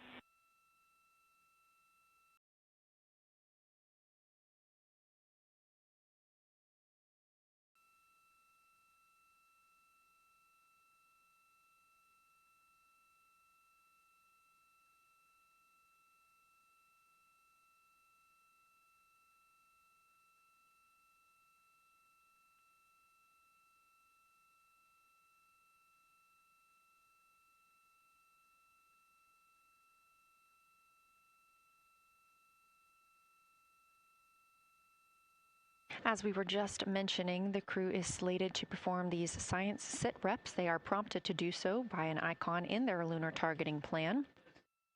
That one coming down from NASA astronaut and pilot of Artemis II, Victor Glover.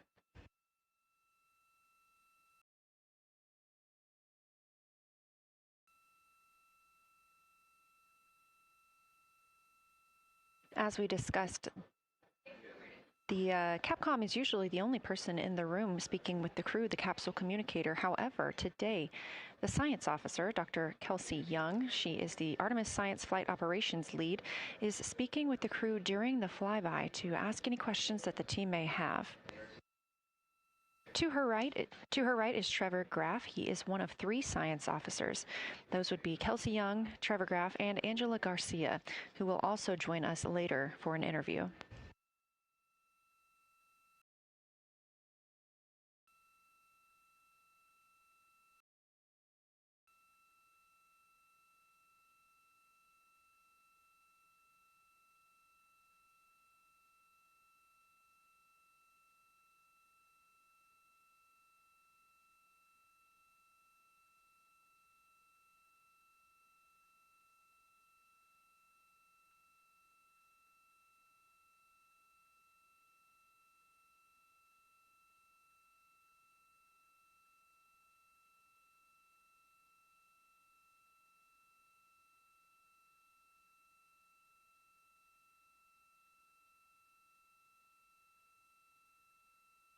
And Houston Integrity was able to, Science Integrity was able to get a view out of window 1, which is a beautiful view. I can see the entire moon that they're looking at.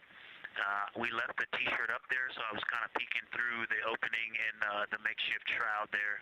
And once I was able to get 2 eyes on it, what jumped out at me was Vavilov. It's just peeking out of the Terminator. It's clear of the Terminator now, but it just really jumps out because it's still got the low light, the low sun angle.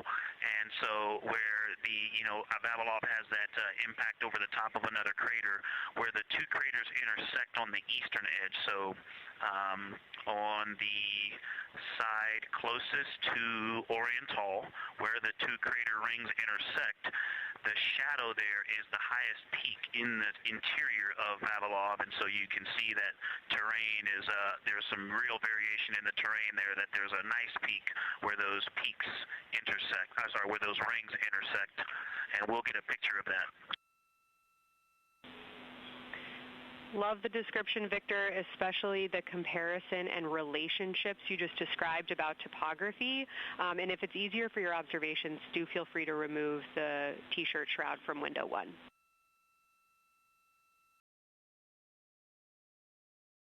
Yeah, absolutely. We will do. Thank you.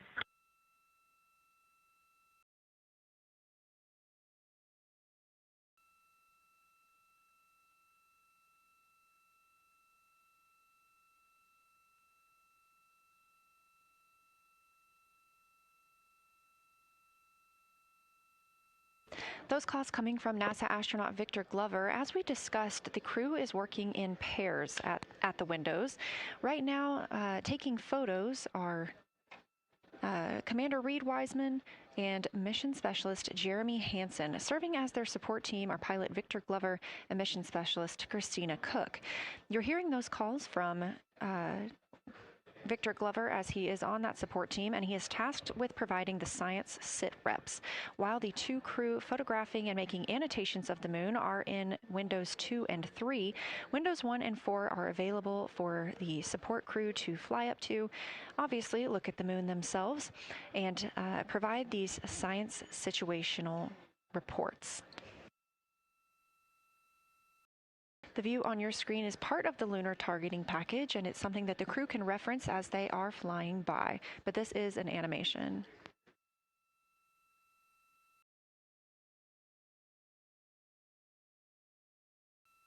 You also heard Glover mention Oriental. Oriental is a major feature that the team is interested in today, and it's known as the Grand Canyon of the Moon. Until this mission, the Oriental Basin had never been seen in sunlight by human eyes. Oriental Basin and its surrounding ejecta could fit within a straight line distance from NASA's Johnson Space Center, where we are at today, to Kennedy Space Center.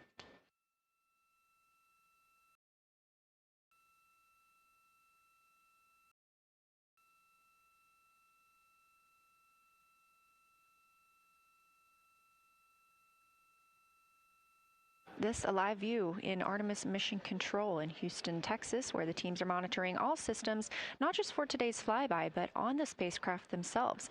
Again, this is a test flight, our very first flight of humans on the Orion spacecraft. This team has been This team has been monitoring the entire time of the mission, as well as we have been live the entirety of the mission, and we will be continuing to do so all the way through splashdown and crew recovery from the Pacific.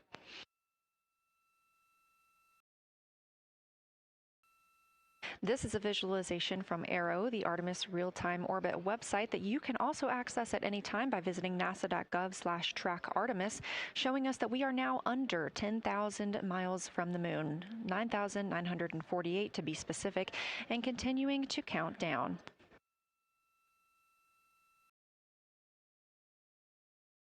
Again, our closest approach to the moon today should come about 6:02 p.m. Central, 7:02 p.m. Eastern. However, we will be out of contact with the crew at this time as they begin transiting behind the moon.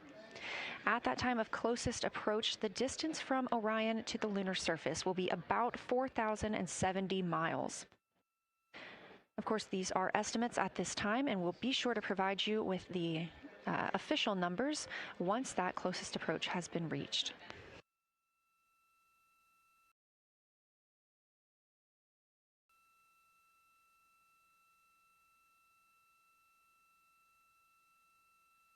This shot live inside the Orion spacecraft, where our 4 crew members are continuing with their lunar flyby activities. They have just begun those activities really about 20 minutes ago, so we've got several hours of moon view opportunities. This is still a live view inside that capsule. However, you can see just how dark they have turned down the lights. Actually, they've turned them all the way off.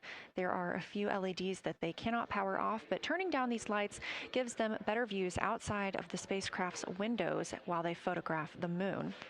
This also prevents any reflections from inside the spacecraft bouncing up on the windows and interfering with their photography.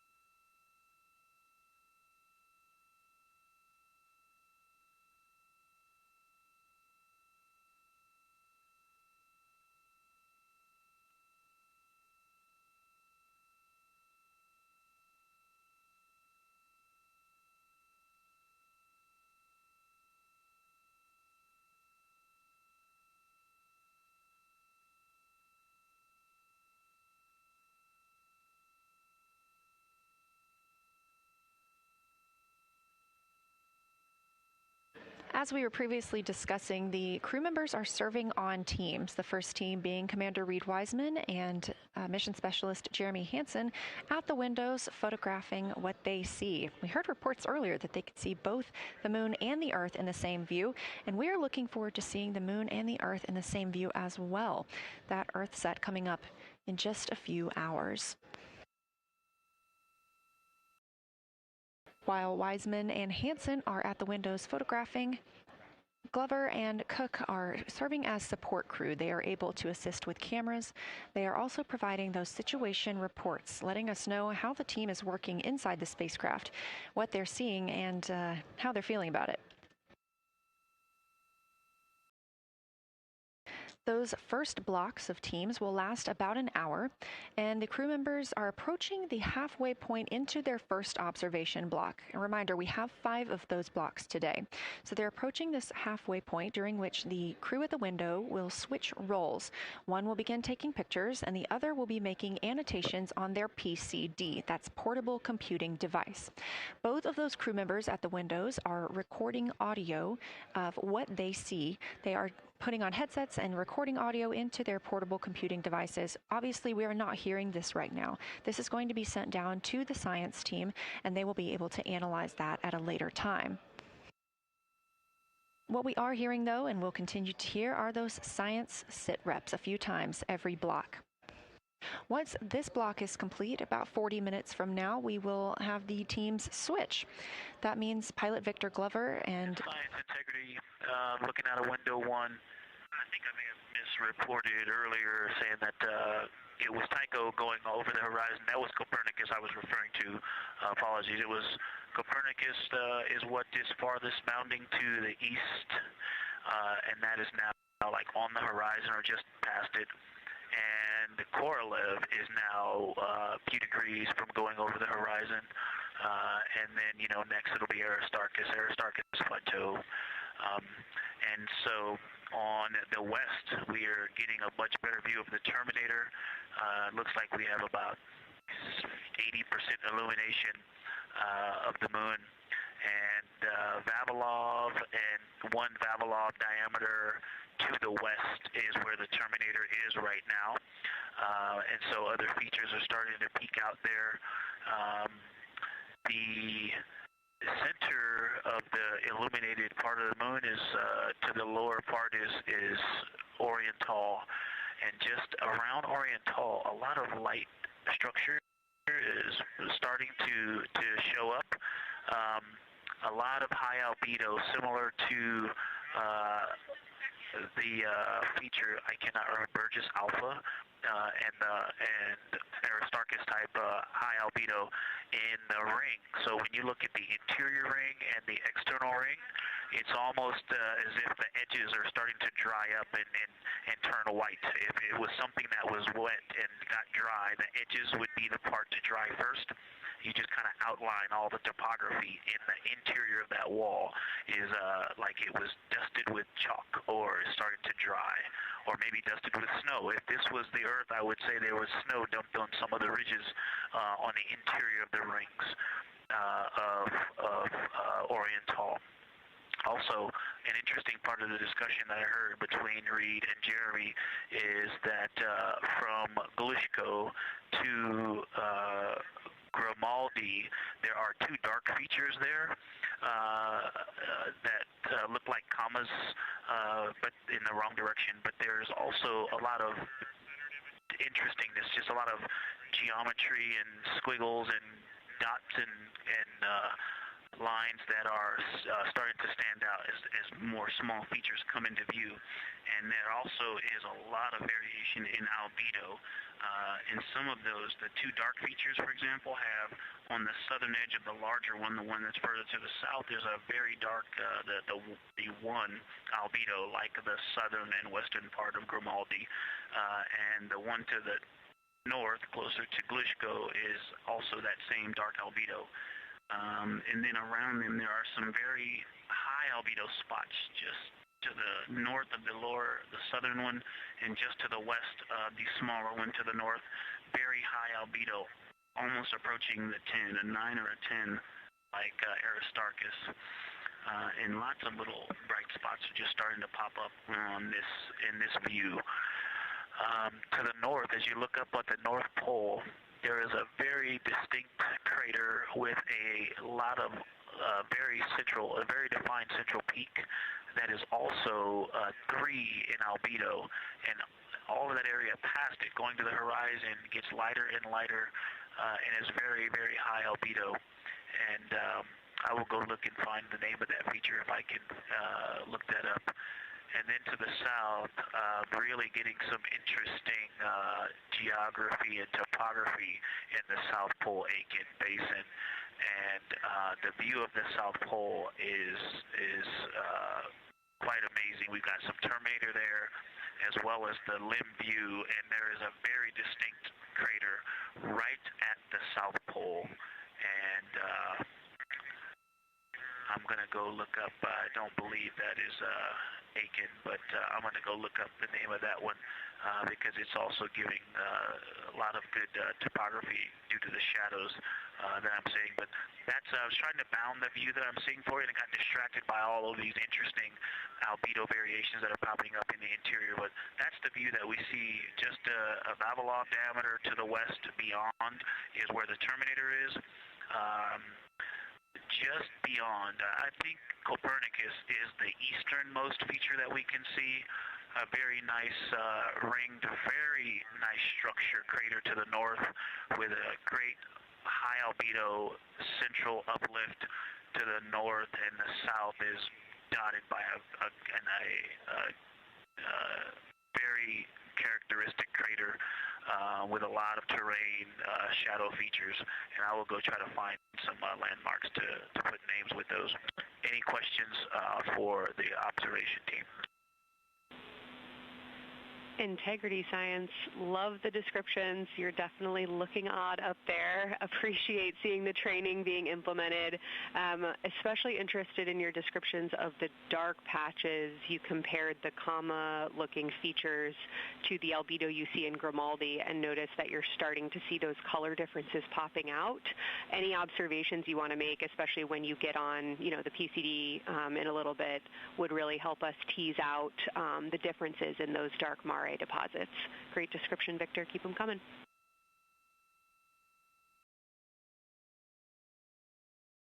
Absolutely will do, and I know you've got descriptions on both of the window observers right now as well. Keep them coming.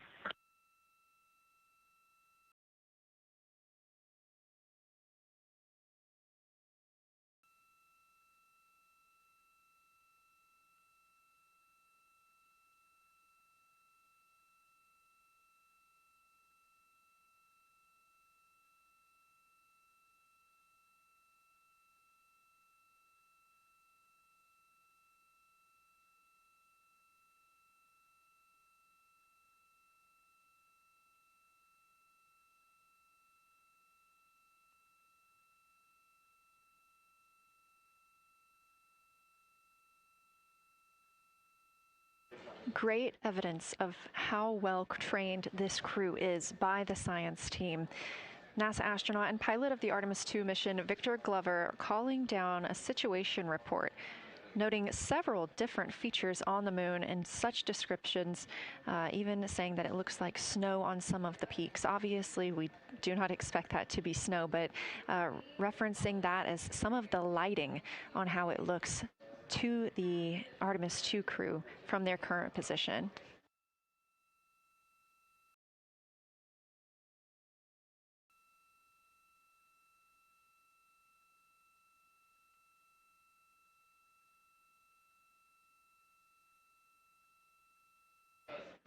The team is slated to be switching their positions at the windows now. Both Reed Wiseman and Jeremy Hansen have been at windows 2 and 3, one taking photos, one making observations and annotations on their portable computing device. At this time, we also anticipate that they are looking at a crater duo. One of those is Glushko, and the other is Ohm. The team is looking to know the extent of Glushko's ray system and how its rays differ in the Mare versus the Highlands. They also want the team to compare the ray systems of Glushko to Ohm.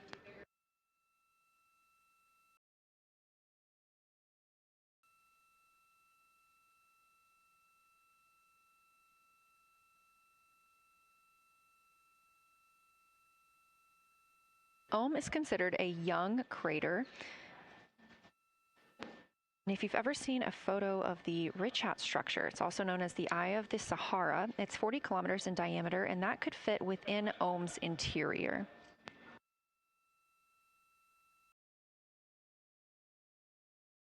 The team is specifically interested in descriptions of that ray visibility, including the color, albedo. Remember, albedo is the brightness or the surface reflection, and the reach.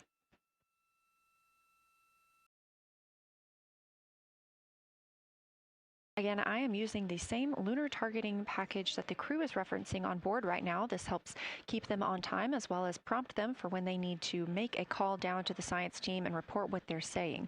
It also gives them reminders of when they need to swap positions at the windows. Additionally, I'm using the Artemis II Lunar Science Passport developed by Amber Turner and the Artemis II Lunar Science team. Now, this passport did not fly with the crew, but they used it extensively as a study guide here on Earth. So a lot of the descriptions and comparisons you hear today are developed directly by the science team.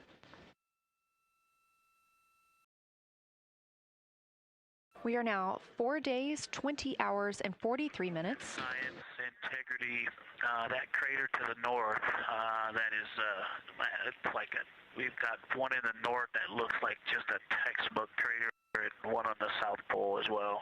The one in the north, I think, is Pythagoras. And what I wanted to highlight about that is it is either a very distinct central uplift or just a very defined area of high albedo. If a majority of the crater, especially the floor of the crater, is, say, an albedo of 5, this center, and gosh, only a tenth of the diameter of Pythagoras is an albedo of 2, maybe 3, but it is very bright and it stands out. And then between that crater and the actual, what is the horizon from here, there seems to be another crater right on the horizon, and right on the edge of that is another patch of that albedo. It seems to be between the two craters. It's hard to tell from this grazing angle, but there is another spot just further north beyond Pythagoras. Between the two, I can draw a picture of this one and show you where that very high albedo, again, another 2 albedo surrounded by 5 and most of the area bounding it.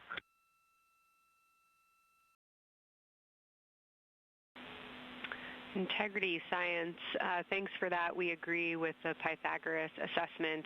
And as a follow-up to your previous report, the SUR had questions about topography comparisons between the North Pole and the South Pole of the Moon, if you're willing to provide words on that.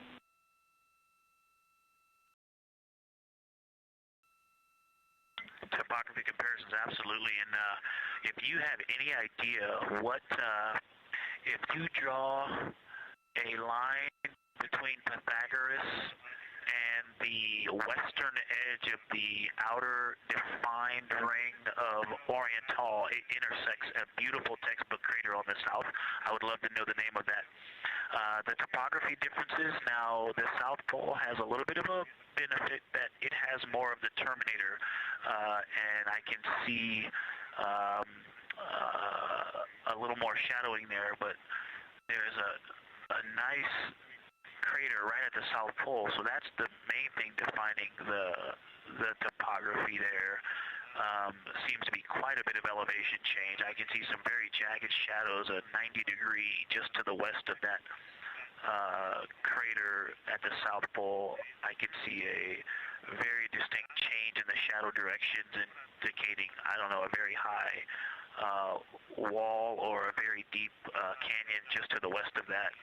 And in the north, it seems to be that from sort of the edge of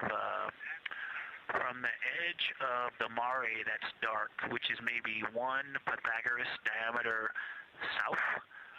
If you draw a ring about that, maybe the top 7 degrees of the moon, and just draw a ring around that. The near side is an albedo of 5 and looks quite smooth from here. And then along the same edge of the mare, that kind of Grimaldi's just outside of, Glushko is just outside of, Carroll Crater is just outside of, and you start to see the stark differences between the darker 7/8 and the 5s and 6s. The 4s and 5s. If you follow that line up to the north, that line is also where the change in topography happens at the North Pole.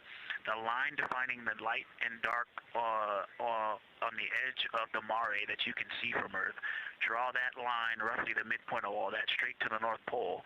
And on the side facing the Earth, you see smoother topography and dotted by Pythagoras and its next door neighbor crater. And then on the far side, you see a lot more cratering and a lot more topography. And again, the far side has the benefit of a little terminator there, but I am seeing a variation in the topography. It seems to be more jagged and a more challenging place to find a place to land and to even traverse in the south. All around the South Pole.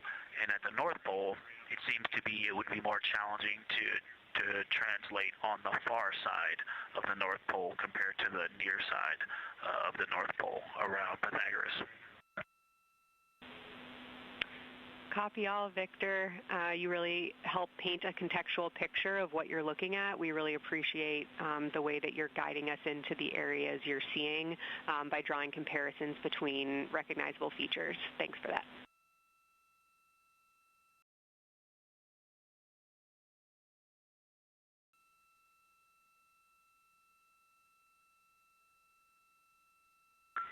And Kelsey, another little science sit rep moment, something I just heard from the window team is the more I look at the moon, the browner and browner it looks. I thought that was an interesting observation. The 2 observers have been on timeline, no hardware issues. They did start to talk a little bit about another feature that you'll hear more about on the recordings that they call the handprint. That was at the end of their Glushko and before they moved into their current target. They thought that was worth chatting a little bit more about. And they're preparing to switch after this. Houston copies and concurs.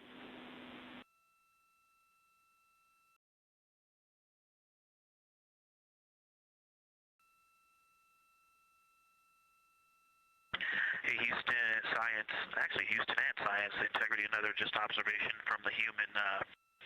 My eyes have shifted a little bit since I've been up here. I've been wearing my reading glasses to look at the PCD. Well, this is a very taxing event on the eyes, looking out the window and seeing the very bright moon, then coming back inside to the dark cabin and trying to work cameras and microphones and logistics and lunch and those kinds of things, and then looking at the PCD, which is dimly lit. It's just been an exercise. It is a difficult thing to manage it. I'm up and down on the glasses and then having to wait as my eyes adjust when I come back in. As soon as I look back into the cabin from looking out the window, I can feel my eyes adjusting, and I just have to work through it as they adjust.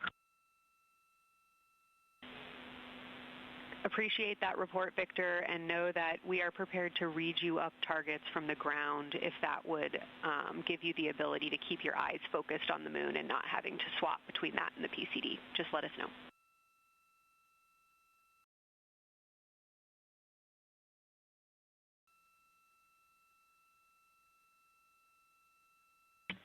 Yeah, we appreciate that, Science, and we will also do that for the window teams, and we'll back each other up that way as well. But we appreciate that. We may take you up on that. Thanks.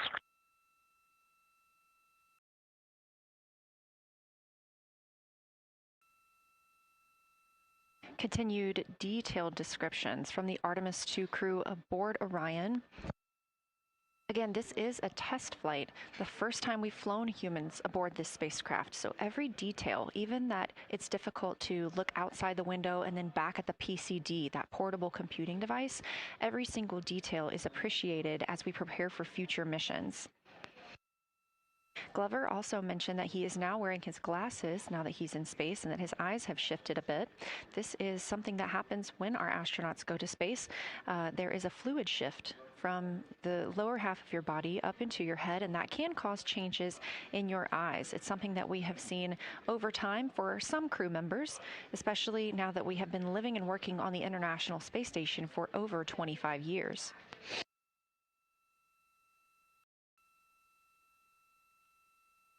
Again, it's clear that these Artemis II astronauts have undergone extensive lunar science training, including classroom instruction, fieldwork, and high-fidelity simulations. Training expeditions even took place in analog environments like the Icelandic Highlands and the Kemasassen impact crater in Labrador, where crews practiced identifying and describing geologic features under varying conditions.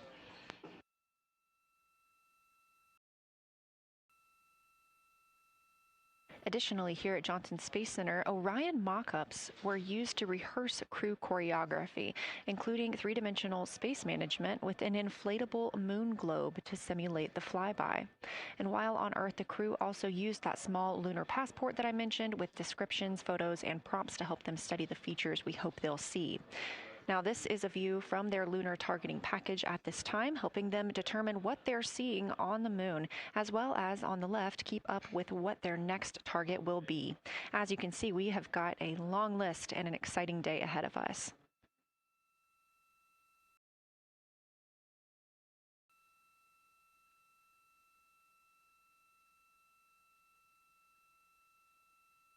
It's now been 4 days, 20 hours, and 53 minutes since Orion launched atop the Space Launch System rocket from Kennedy Space Center in Florida with our 4 crew members aboard. NASA astronauts Reid Wiseman, Victor Glover, and Christina Cook, and Canadian Space Agency astronaut Jeremy Hansen.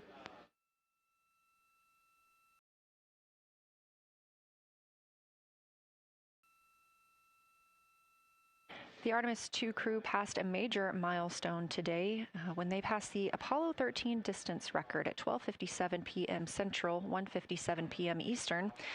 That Apollo 13 distance record was 248,655 statute miles from Earth. And Houston, another observation, whole moon. When you look at the moon, something I've never seen in photographs before but is very apparent, all the really bright new craters. Some of them are super tiny.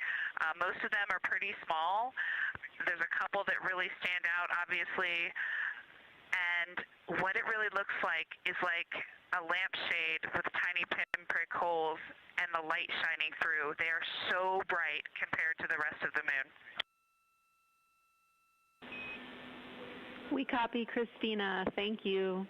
Looks like you guys might be doing it, but remind you to swap positions at the window and take your SD cards with you. We're loving everything that you're calling down, so keep it up.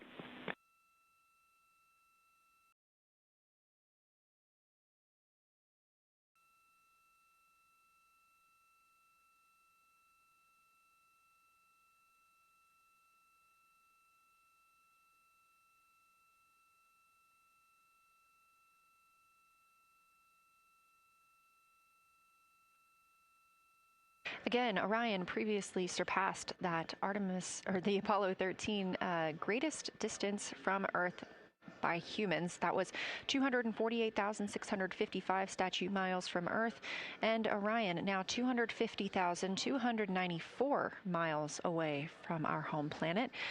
The spacecraft is 9,033 miles away from the moon and growing ever closer. At its closest approach, it'll be about 4,070 miles away, and we will make sure we confirm what that distance ends up being. This is an approximation and an estimate ahead of that moment. We're anticipating them to make that closest approach at 6:02 p.m. Central, 7:02 Eastern, when they are in a loss of signal, transiting behind the moon. They will be the first humans in over 50 years to fly behind the moon and lose contact with Earth. We will regain that contact about 40 minutes later as they reconnect to the Deep Space Network, emerging from behind the moon, and we will look forward to seeing an Earthrise.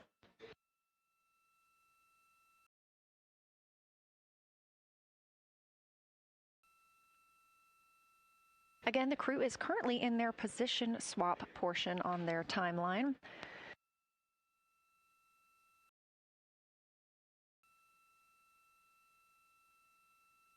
This allows crew members the opportunity and the experience of all roles necessary during today's flyby. Right now, those two crew members at the window have swap positions.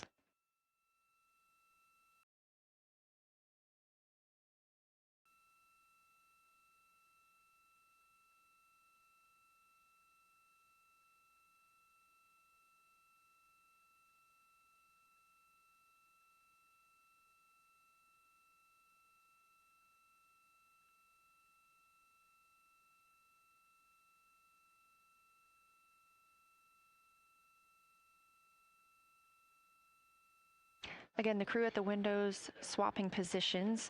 Right now, that crew is Commander Reed Wiseman and Mission Specialist Jeremy Hansen, while Victor Glover and Christina Cook serve as their support flyby crew members. That's why you are hearing Victor and Christina during those science situation reports. Those voices will change in about 30 minutes when they take a turn taking photos and making annotations while at the window.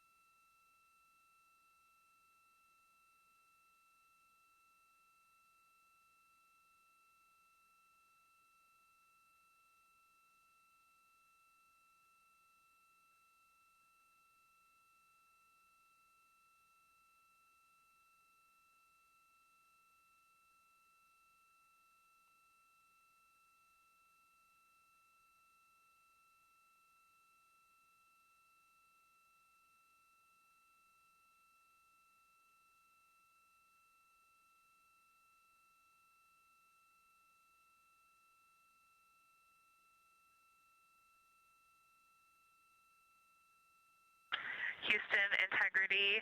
I wanted to provide an observation or a little bit of descriptive nature on something that we saw on the first day we had good moon views. This was when we saw more of the near side, and the ground helped me out with identifying Mare Imbrium. Mare Imbrium, when you have the western limb also in view, looks completely different than the normal view we have of the near side. It is the most striking feature of the western limb view that we had. And the mountain chains that form its eastern side are very prominent, but they actually stand out more than I'm used to seeing even on the western side, and the whole thing just feels like a big bump. It actually looks like a large healing wound with a high albedo forming the mountain chain around the impact basin. And I just don't think I had enough chance to describe how striking it was on that western limb view as we were coming in a couple days ago. Christina, science, absolutely love that, especially since that's a feature that all of us here on Earth can observe from home. So I'm sure tonight everyone's going to be going out and looking for evidence of that beautiful topography you just said. Thanks for those words.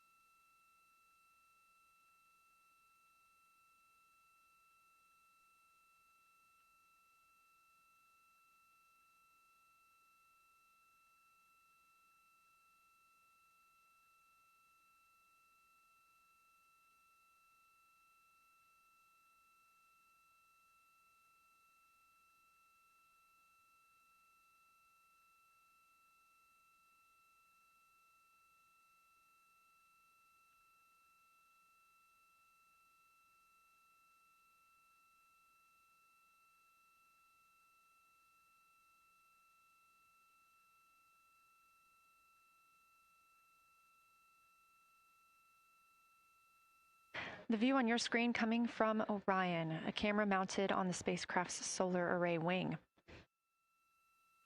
Toward the right of your screen, the near side is the hemisphere we see from Earth. That is identifiable by those dark splotches, which are ancient lava flows. Science integrity. A question and a comment.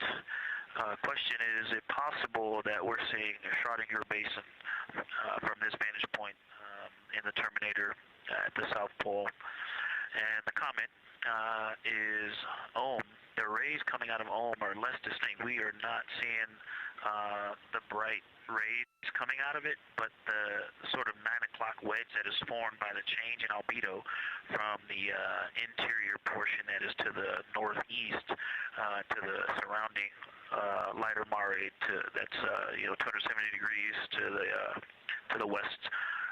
That 90 is very distinct and interior. You got some great descriptions from the two at the window about the colors in there, but in that darker part, in that wedge, you've got some really interesting color, even though the rays, the distinct difference in the albedo almost look like rays, but it's not the rays coming out. It's the just change in that albedo.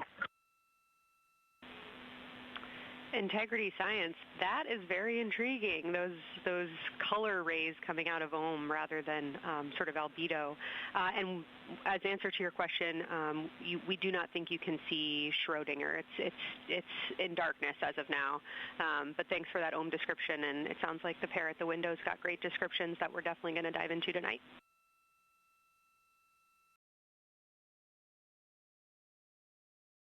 Okay. If you could help me, I would still love to know what it is. There's a very nice crater. You're going to likely have a lot of pictures of it. What would be right in the Terminator at the South Pole or close to the South Pole where it's intersecting the Terminator right now? Yeah, Victor, we're assuming you're talking about, kind of if you're looking at the Terminator, it's basically like 70% down from the North Pole. Is that where you're looking?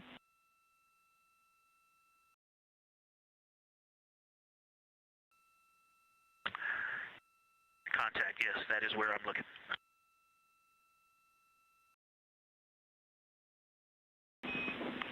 Integrity Houston, that is an enabled caution for wastewater dump required. We have hit our limit.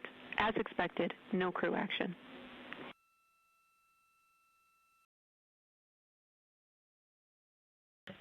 Copy, no crew action.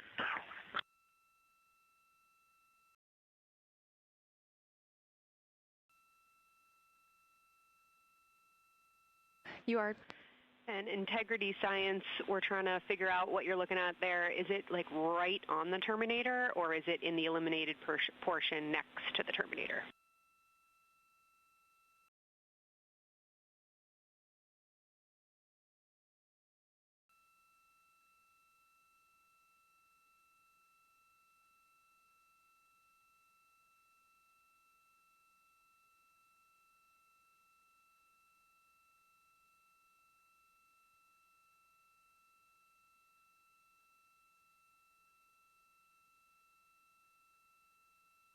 While we wait for a response from the crew, the Terminator is that difference between day and night, or brightness and darkness, that you see on the moon. We see this from the International Space Station as well, looking down at Earth. And science from integrity, excuse my space orientation adaptation. If you draw a line between Glushko through the center of Oriental, and then another line from Glushko through the southern tangent of Oriental, that line would almost perfectly intersect tangentially the crater that I'm talking about, and it is on the Terminator. So yeah, I think I'm not looking at the South Pole. I was a little twisted. That line description was really helpful. I have eyes on the SIR right now, and they are actively discussing lunar geography. We will be back with you shortly.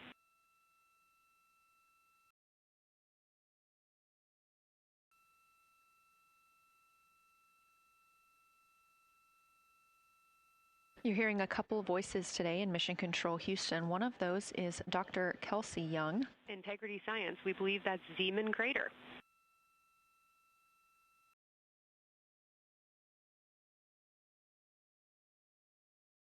Oh, I floated away from the speaker. Say it again, please.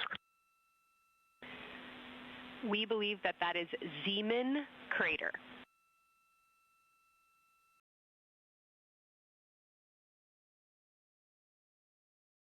Zeeman. Okay, and can you say the first letter? I may be pronouncing that wrong. What's the first letter of that word? Zulu. It's Z-E-E-M-A-N.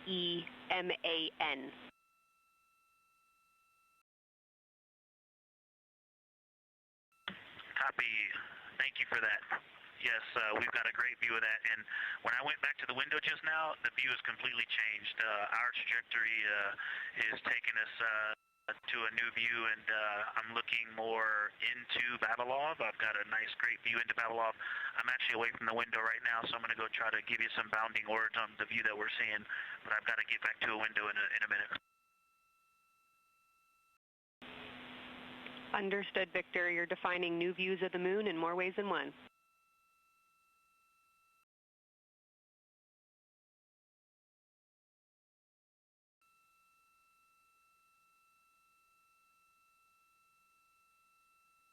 Again, when you hear calls down to science or from science, that's Dr. Kelsey Young, the Artemis Science Flight Operations Lead here at a console in Mission Control. You also hear communications with the crew from Canadian Space Agency astronaut Jenny Gibbons. She is the Capcom for today. She is a backup Artemis II crew member. Those calls from pilot Victor Glover asking about a feature he was seeing, specifically a crater on the moon. Meanwhile, the team here in the science evaluation room was actively working together to determine which feature he was describing.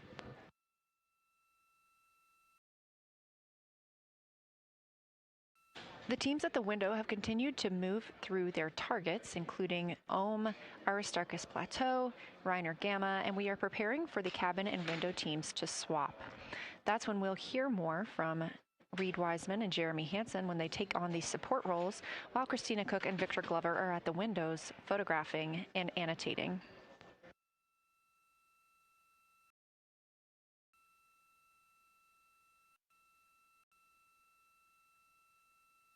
As we briefly mentioned, if you look towards the right side of the moon, essentially,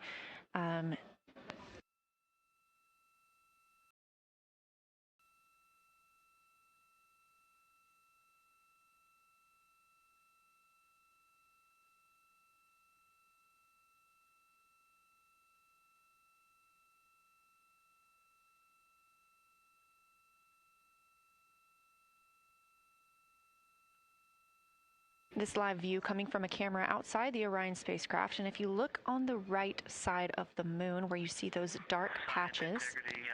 Wow, yeah, I wish I had some more time to just sit here and describe what I'm seeing, but the Terminator right now is just fantastic. It is the most rugged that I've seen it. From a lighting perspective, there are little islands. There are islands of terrain out there that are completely surrounded by darkness, which indicates some real variation in terrain. Up to the north, there is a very nice double crater. It looks like a snowman sitting there, in the 5-10 degrees below the pole in the Terminator. And then on the southern edge, there's almost like a hole. It looks like a hole, and it's the diameter of Vavilov size, just blackness, and then a wall of bright, and then it goes back to the black beyond the Terminator. So there's it looks like there's just a gigantic hole right there, 1 Vavilov diameter east of the Terminator. And as you go south, the Terminator is not a nice smooth arc. It's just jagged. There's almost a 110-degree turn in the shadow as opposed to the nice smooth arc, again indicating some really interesting variations. And I'm sure we'll get some photos of that. And then one of the craters further to the south of Vavilov, maybe halfway down to the South Pole, is not only looks like just a deep hole, and then there's like two island rays pointing off to the west and north that indicate very high ridges and very deep canyons coming up out of that crater. So again, just some really interesting visual illusions going on with the shadows there. Like I said, there look to be islands out beyond the terminator because some of the things, maybe even a Vavilov diameter into the terminator are catching sunlight on the peaks up to the north and to the south. It's very, very interesting to see. Integrity science, oh my gosh, that was an amazing picture you just painted. I glanced over at the SIR video and I literally saw fist pumps in the air. Those types of observations are things that humans are uniquely able to contribute, and you just really brought us along with you, so thanks for that.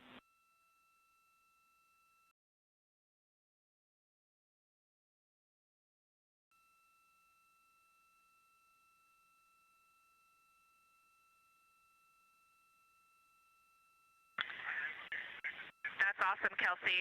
Did you get a sit rep updating you on a slight change in logistics for PCD use? Christina, this is Houston. We did not, but we will take it now.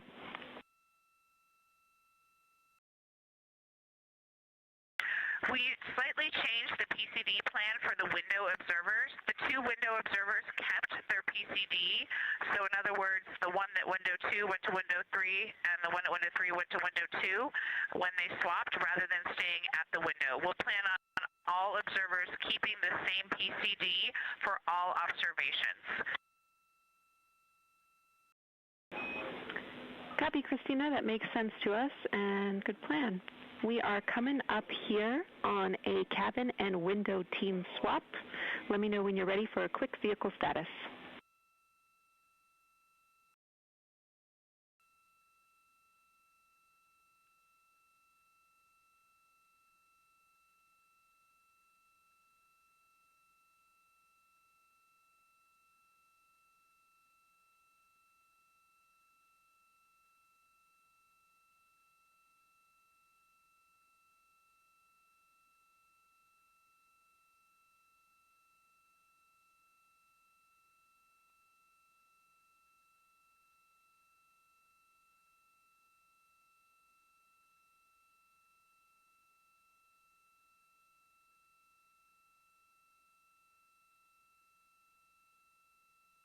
As you heard, science. Houston, go for the vehicle system update.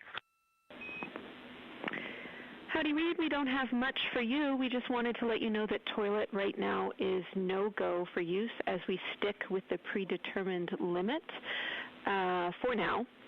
All crew members, please use CCUs. Otherwise, Orion is looking very good. And you have 15 minutes in this handover time where we expect Victor and Christina to switch to the windows and you and Jeremy to be in the cabin assisting. Let us know if you have any questions.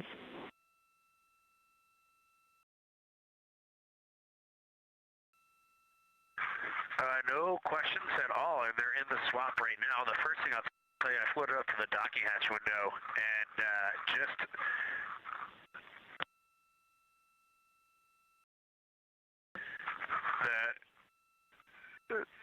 what I'm going to call the Marin around Orion just looks so different out the docking hatch right now. It's quite a bit darker. It's the same darkness, if not a little darker than Grimaldi, but it's cool after just being in the 400 mil for the last half hour. Looking up close, I got pictures of everything Ike was just describing on the Terminator. It really is a fascinating Terminator. And then Orion just looks so dynamic right now. It's very three-dimensional out the docking hatch compared to what I was just looking at through the 400 mil. We love it. We are getting a sneak preview from one of our SAW cameras at what you're looking at, and we see some of what you're describing. We cannot wait to see your photos. Thanks.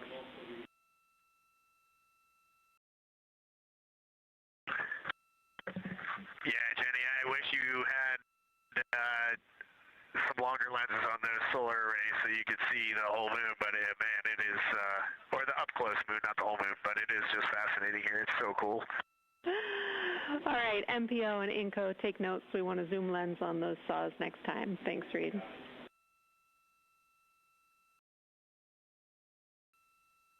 affirmative.